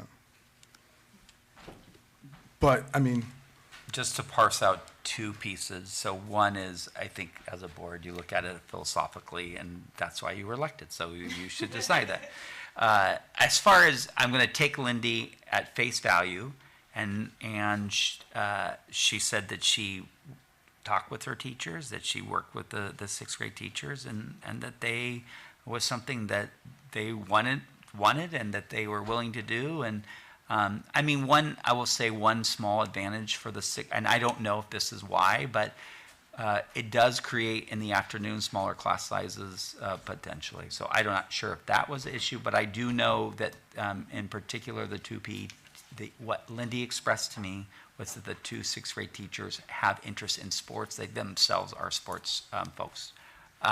However, we don't need to decide that piece Can we do tonight. both options? Maybe just look at both? Yeah. Both with the 6th grade component and without? and I think maybe after sending the letters of intent, we can see what we even gauge from our Fullerton and surrounding communities to see what we get from there. I mean, how does that sound to my fellow trustees? Just even getting letters of intent? Because, I mean, again, if we get, I mean, like we talked about at Parks, if there's only 5, I mean, really nothing changes. How do You you know, do if a letter of if intent outside of our district? I mean, So you're here, just gonna post it somewhere? yeah, no, here, again, this is not unique. The letters of intent are not unique to this program. We've done this with other programs, specifically DLA.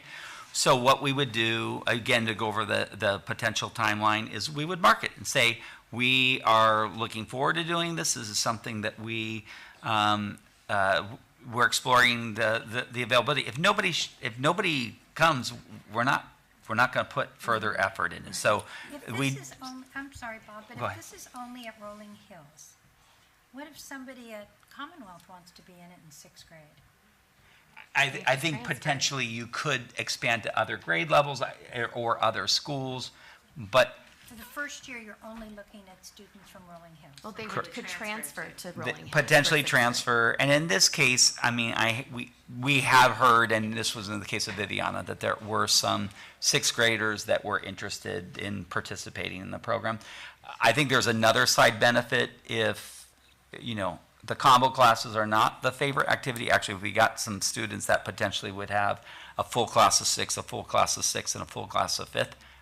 Again, I'm not sure what the discussion was with Lindy and her teachers, but potentially that is appealing. So here's when I guess asking for direction, and then peel off what you don't want. That tomorrow we begin marketing, saying that we are going to start a performance academy that would allow potentially a 5-period schedule. That would be one. And that 5-period schedule would allow students, if they had an academy or a similar program that starts at approximately 1:30 or 1:15 in the day, that would go for at least 2 periods, so a 2-hour block, that they could be part of the Performance Academy. In the Performance Academy, that they would have an option to either go to their own programs, so ZT, Redline, whatever it is, and that they would have, if they so choose, they could go to the Delta Academy as one of the options. So that's that kind of that second part. And then the final part is, do you want to do with sixth grade, yes or no? And I think if you're interested in sixth grade, you don't need to make the decision today. It would be the same thing. We would send out, we would market it. We would send out a letter. They would fill that out as a letter of intent. We'd send out the form. They fill out the form as a letter of intent. And then we would come back in May. And then at that point, based on the numbers, we would say this is what we can accommodate, you know, and this is potentially the impact. So, Can I call the question on that? Does FSD, does this board want to open up a 5-period academy to parents in our district, parents and students in our district? Is that the first part? That's the first part. Yeah, that's the first part is creating the sports academy. I see a different wording. Do we want to explore the possibility of opening an academy? I think, Or do we just say we want to open it? Which way are we going here? I would say that if you want to do this August, you would say it is our intent to move forward with this program.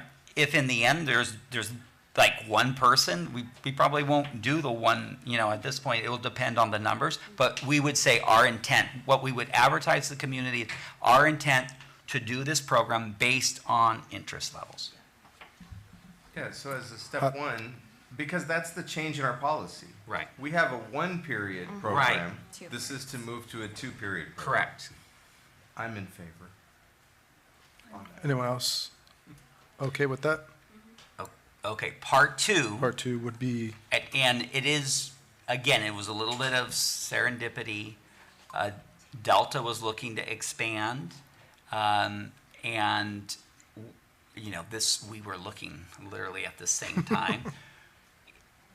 Are you interested in partnering? I do think it's a unique opportunity, and I don't think next year we're going to get a similar opportunity. So that's, in this case, I guess the phrasing would be something like, we're interested in moving forward with Delta to develop an MOU that still needs to be negotiated and all of those things. Or Yeah, we and- authorize and that'll be you agendizing, to right? begin the process of developing an MOU with Delta.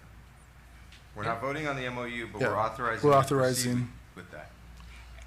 And I think potentially marketing that Delta would be a partner. We can talk about what that partnership looks like in detail through the MOU. Students could go to Delta if they wanted to. Currently, right now, an FSD student could go to Yeah. Delta. Right. They would drive, but they could go. Yeah. Where is it located? Tustin. Okay, Tustin. I'll just say that I still have some reservations about that because of the concerns about the opportunities and the use of public school fields and time. That I still am concerned about that and the opportunities that it would block some kids from having opportunity to participate in public education programs. But I'm open to thinking about how we could address that. so just giving direction to create that MOU?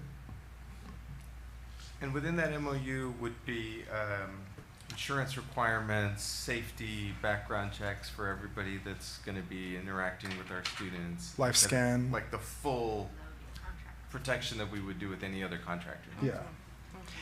And I mean, we do that with a lot of our after-school program folks too, right? Right.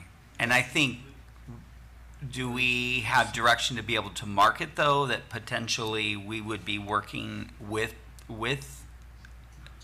this is the broader question is, at some point, Delta and we need to be able to say, can we market this aspect that we have a partnership to work together on the facilities and potentially offering an in-FSD field option or it's late, sorry guys. No. The piece about what's attractive to, or what will be unique, is that we're going to offer an in-district option for parents to access our field so they don't have to drive. Like, that is a critical element of this. It's the unique opportunity. And so that piece of saying, yes, not only do you want to form an MOU with Delta, but that potentially they're going to be utilizing, and maybe it's not at Parks, I'm just saying, but to explore then identifying someplace where we can use it and can do it. And do we have your authority or your direction to be able to market that aspect? Sorry, it's like I said, it's getting it's past my 9 o'clock. So no, fellow trustees. So I think it's the point of just giving the direction for it to be marketed in that sense, but not to be finalized, because we wouldn't vote on anything and we wouldn't agree on an MOU at all, or even on anything in that sense. How do you all feel about that? So I think the MOU, if we're authorizing you to negotiate an MOU, there's an understanding that Delta would be on site. Partnering with us, right? I mean, and would be our in-district partner, but parents are free to go to any program they want. Yeah. And potentially when it comes to the board and we don't agree on the MOU, then it doesn't pass and there is no partnership. Yeah, I mean, it's conceivable that there might be things in the MOU that district Either and or. Delta are not actually able to come to terms on, and then there isn't something that's signed. How do we feel on that? I would like to have more clarity. Right now it says like that the $5,000 would be awarded to redo the fields if a second year is like re-upped to new negotiation. If we're gonna offer our fields for a year, if we decide not to continue the partnership, I think we should be paid for the use of the fields for that first year. I also would like to see a distinct number of scholarships that are offered as part of, we're providing an opportunity for income to the business, and I'd love to see if they could have, whether it's 25% scholarship, students will receive a scholarship, something like that, whether even if it's to agree to support a nonprofit fundraiser, through the program. Like, I would like to see a commitment that's outlined specifically about what it would look like to include more kids, that financial barriers would prevent them from being a part of this. I think that I would leave it in the hands of the district to figure out the details. That But we it- but just we- give the idea, and But we I can would put some offer- numbers in. I would offer foundation for a fundraiser. Great. So the MOU's in, the marketing, letters of intent, and then Sixth graders. And then sixth graders, are we all on board to look at changing that policy in the near future? I think it was Kind of presenting both? options with one with sixth graders and one without sixth graders. Okay. And just seeing what the interest is on that? Perfect. And I would also want, just as a side note, we currently do offer online for sixth grade. So, I mean, that's another kind of sub offering, which is, no, we don't do in person, but I mean, we already do that. So we could market that aspect for sure. Okay. Perfect. Did we get through all of them? Bob, do you have enough direction? We still have other. Yeah, I know. We're done now, right? Yes, so that's why I'm just making sure he has direction. Oh, and the Hunt Library folks, thank you so much for being moving, here. Moving on to item number 10. Is that Hunt Library? Yes, it is Hunt let's Library. have them. Please, if Yes, so have them share. just a quick piece. We know our board showed up the Hunt Library, and this has been something that we've been working with.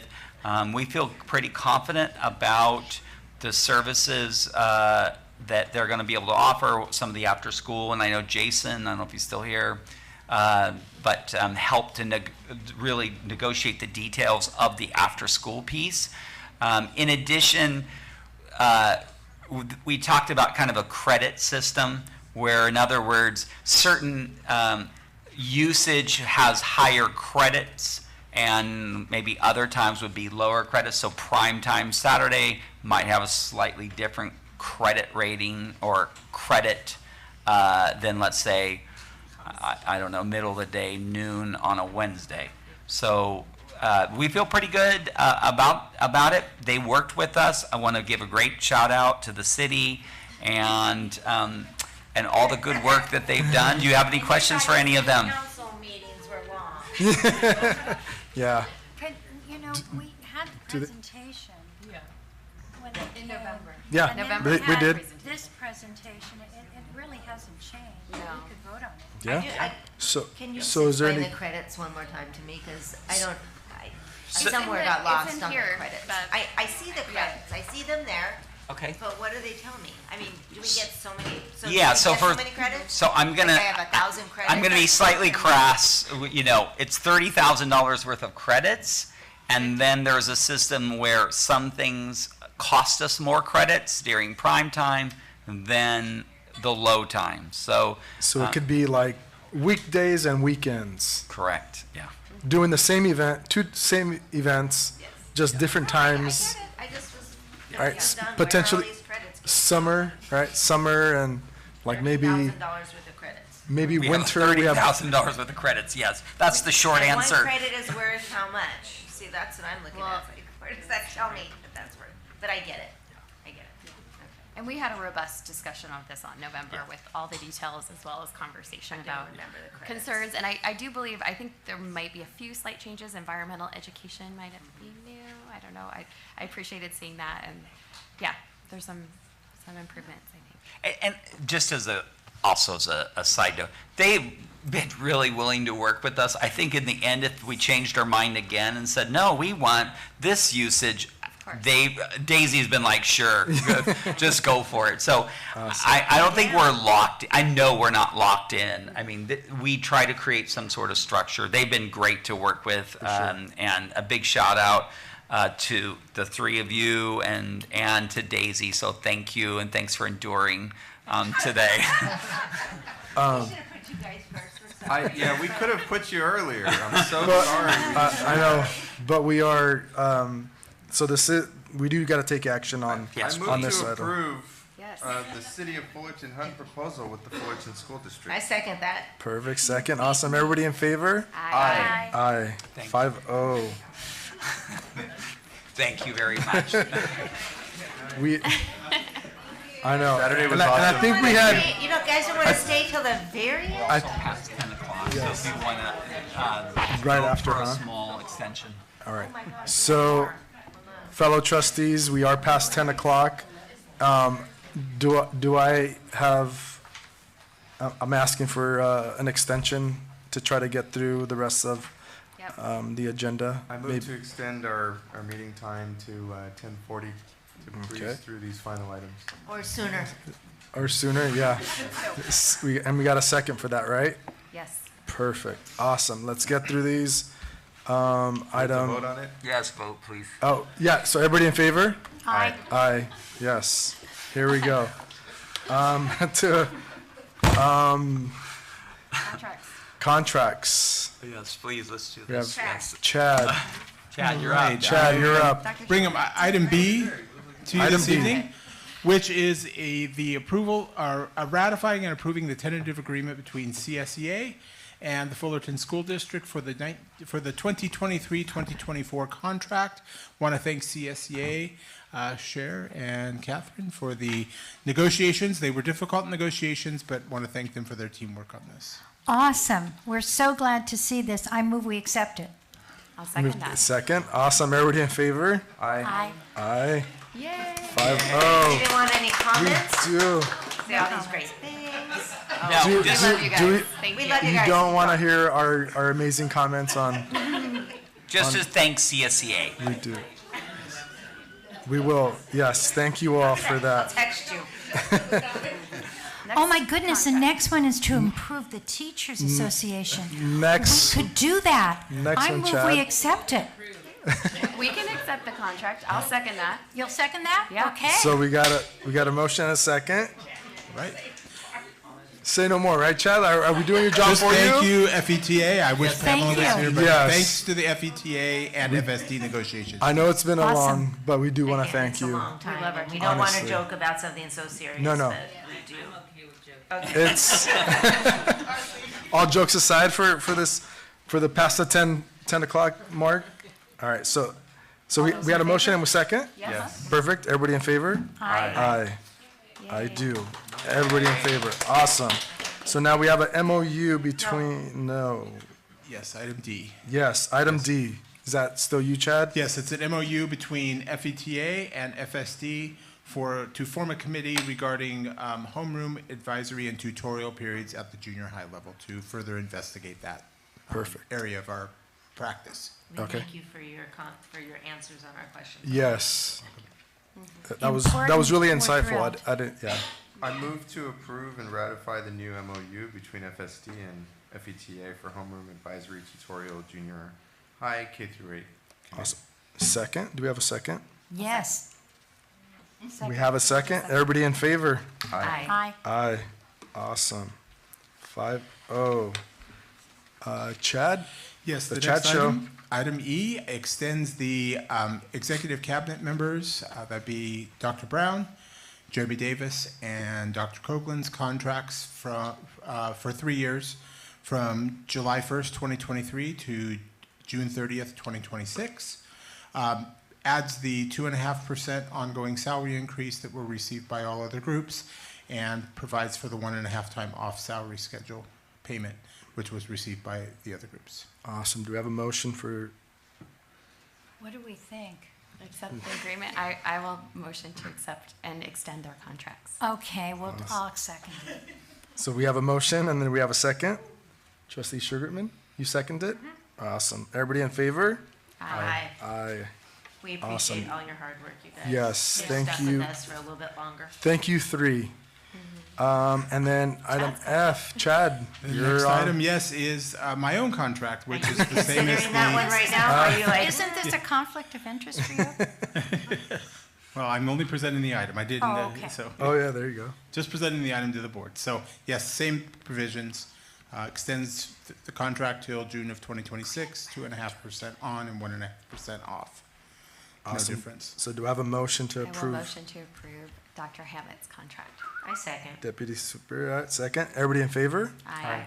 We love you. Yes, thank you so much. And then one more, right? The ninth One more. contract. And this is Oh. for the superintendent's contract. Same provisions, extends it through June 30, 2026, He's 2.5% trying to on decide if he really wants to be here for 3 more years. and 1.5% off. We got to check his pulse to see if he's still. After 8 o'clock, he turns into a pumpkin. I was trying to get us out. Okay. So do I have a motion to approve? I move to approve the 9th contract amendment for our district superintendent. It says the 8th. 9th, isn't it? Yeah. G. It's the 9th, G. Oh, then I'm looking He's at been Jan. here for a I'm while. sorry. G, I will G, second 9. that. And we have a second. Everybody in favor? Aye. Aye. Awesome. Sorry. You're here with us for, yes. Item, Next item is item H, and this provides the same salary increase for the entire management group, classified certificated management, and our confidential employees, the 2.5% on the salary schedule, 1.5% off one-time payment for the 23-24 school year. Perfect. I do want to thank all management as well on this as Including our well. I mean, principals. not to put anything aside. I know it's been a long day, but definitely want to, thank all the hard work that goes into the school year in and year, day in and day out. Sorry, it has been long. Do I have a motion to approve? I will motion to approve the contract. I second. Second. So we got a motion and a second. Everybody in favor? Aye. Aye. And we know Aye. that they are the real working. The workers, the real. Yes. The doers. Yes. I don't see board in there anywhere. No, they would get nothing. We don't get raises. No, we're here doing the good work as well too. Oh, it's Dr. Coughlin. That's right. Dr. Coughlin, you're up. Okay, going to ask during the presentation that nobody snores. So I don't want you to wake anybody else up. No, we're all asleep. Humor, it's late. This is the item to possibly increase the amount of the developer fees. Every 2 years, we're able to do a study, and we did the study, and it indicates that we are able to raise the fees. It's a shared fee that we have with the high school district. This is a fee, residential, commercial, industrial, residential for homes that are making improvements on their homes, or for commercial industrial property. It's for future impact of that added space. And so the proposal is to increase the developer fee for residential from $4.79 to $5.17 a square foot, and on commercial, industrial, $0.78 to $0.84, 84 cents. That's an increase of about 7.9%. Okay. This is not retroactive. This is starting from if we vote for this today, moving forward. Moving forward, correct. So and that's usually come through like the city, right? So when developers are doing stuff, last year was a big year. I wrote it down. I think we received about $1.1 million. Okay. On average, we receive anywhere $300,000, $500,000, but we've had some big development going in the city. Okay. Is this Awesome. $5.17 per square foot pretty with the average of our neighboring cities? Yes. Yeah, and we've actually taken it up to the max where there's a ceiling on There's it. a We cap. can't just set any price. Okay. And so we want to keep up with where we should be. I move to approve this item. I will second that. Second. So we got a motion and a second. Everybody in favor? Aye. Aye. Awesome. 5-0. Adding onto their house right now, right? That and the other developments going on, I'm sure. Yeah. Item J? That's mine. Is that I yours? give you the short version of this. This had to do with after school, a new program. It was ELOP. ELOP, which the state does all the time. They release you money, and they say that this program you should do this year, but they don't release the guidelines. So that's what happened. By the way, that's also true of the Prop 28 that just came out. They released money with no guidelines. And then the accounting department, which are very exact people, have to guess what those guidelines will be. And so they guess based on other similar programs. And so they did, the end of the year based on the guess on it.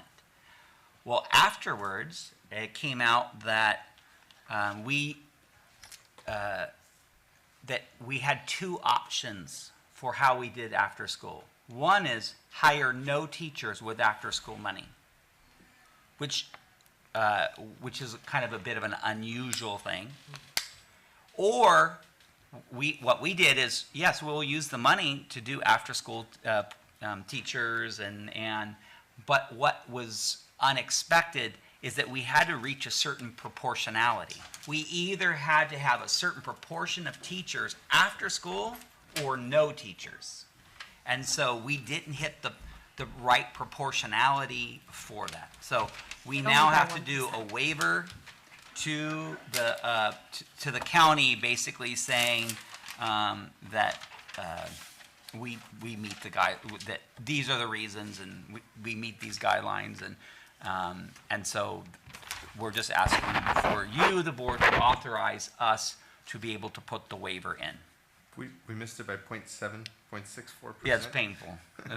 Yeah, the proportionality. It's like. I vote to approve the waiver. Second. Awesome. We have a second. Everybody in favor? Aye. Aye. Good job, Dr. Thank you for doing that. Yes. It's probably hard to figure out. And especially when you're trying to Yeah. figure out what to do and not to do, I guess, without any direction. But nonetheless. Dr. Coughlin, is Okay. item K yours? Yes, next one is to approve, Yes. ratify a new agreement with True North Research to provide bond tracking services. It's, the company's not new to the district. Last spring, we used them to kind of go and see what the community, how they felt about it. And at that time, it was pretty favorable, but it was over a year ago. And so it's advised that we do it one more time to see what the community kind of their feeling is on this. And so we would put the service, same as before, same company, put the survey out there, and we will then report back the results to the board. I believe it was the May, I think it's the May meeting. The May meeting. Fast. Awesome. Thank you. Do I have a motion to approve this item? I move to approve item K. Do I have a second? I'll second. You'll second? Yes. Awesome. Everybody in favor? Aye. Definitely need to know some good information on and surveying for this bond moving forward. Item L. Chad. Item L is the final action item this evening, and it is the board approving the resolution which would lay off not 12 as we originally had proposed, but 10 classified employees. We've been able to reinstate 2, and due to resignations, et cetera, attrition in the classified ranks. So it would be 10 employees, and earlier in the consent agenda, you approved agreements. So these employees, even though they're being laid off, will have other positions in the district where they'll be receiving their current pay in current vacant positions throughout the district. Awesome. Thank you for all that hard work as well, too. Do I have a motion to approve? So can I just ask, did every single one choose to stay with FSD then? Yes, every single one. That's meaningful. Thank Yeah. you. Yeah. That is, I think it, Okay. Paul, are you going to say something about that? I was just going to clarify on that. There was a couple that found other options at other districts, but we still worked out agreements with them. So that's a part of their agreement. One of them even built in a leave of absence so that he could still get the effects of the layoff and the benefits of that, but would not turn down an opportunity at another district that he could take right now. Okay.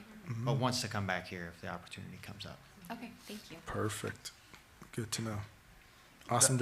Out of the 12, we just lost 1 employee? 2. 2 employees, okay. Same reason. They 10. found they didn't want to drop down in their job title. They found an equal job in a different district and accepted the layoff with us. Yeah, the opportunities that we could give them were not as good as what they could find elsewhere, but we'll leave their benefit for reemployment, should it open back up here. Okay. I move to approve item L. Do I have a second? Second. Everybody in favor? Aye. Aye. That does it. Wait, can I have 2 minutes for future agenda items? I promise I'll be fast, you guys. I know it's been a long night. But as our parents shared today, and as we've discussed at, especially at Ladera Vista this last week or two, and I know it's not an issue unique to that school, I think it's time that we took a look at our use of cell phones at schools. Our policies and our implementation of the use of cell phones or mobile devices in our public schools.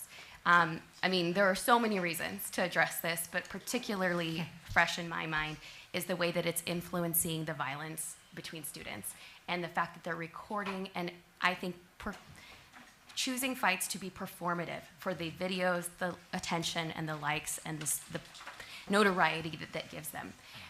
The challenge when I reviewed many of our policies is that we do have many that discuss it.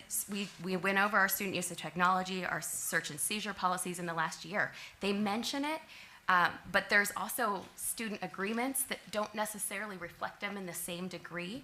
And even our suspension and expulsion policies from 2006, I think we can think about how those are connected.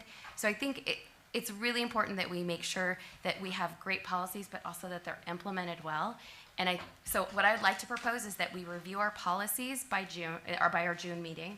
But then in the meantime, we're also seeking feedback from teachers and staff, from parents and students. And I know that's going to be harder over the summer, but my hope is to do that so that by the time August 12th comes along on the first day of school, we are really clear what our policy is, how we're going to back up our teachers and staff to implement it, and our parents also are really clear and on board to help reinforce it from home, and they're not going to be upset when their students' phones are, I don't think you have to convince anyone. Okay.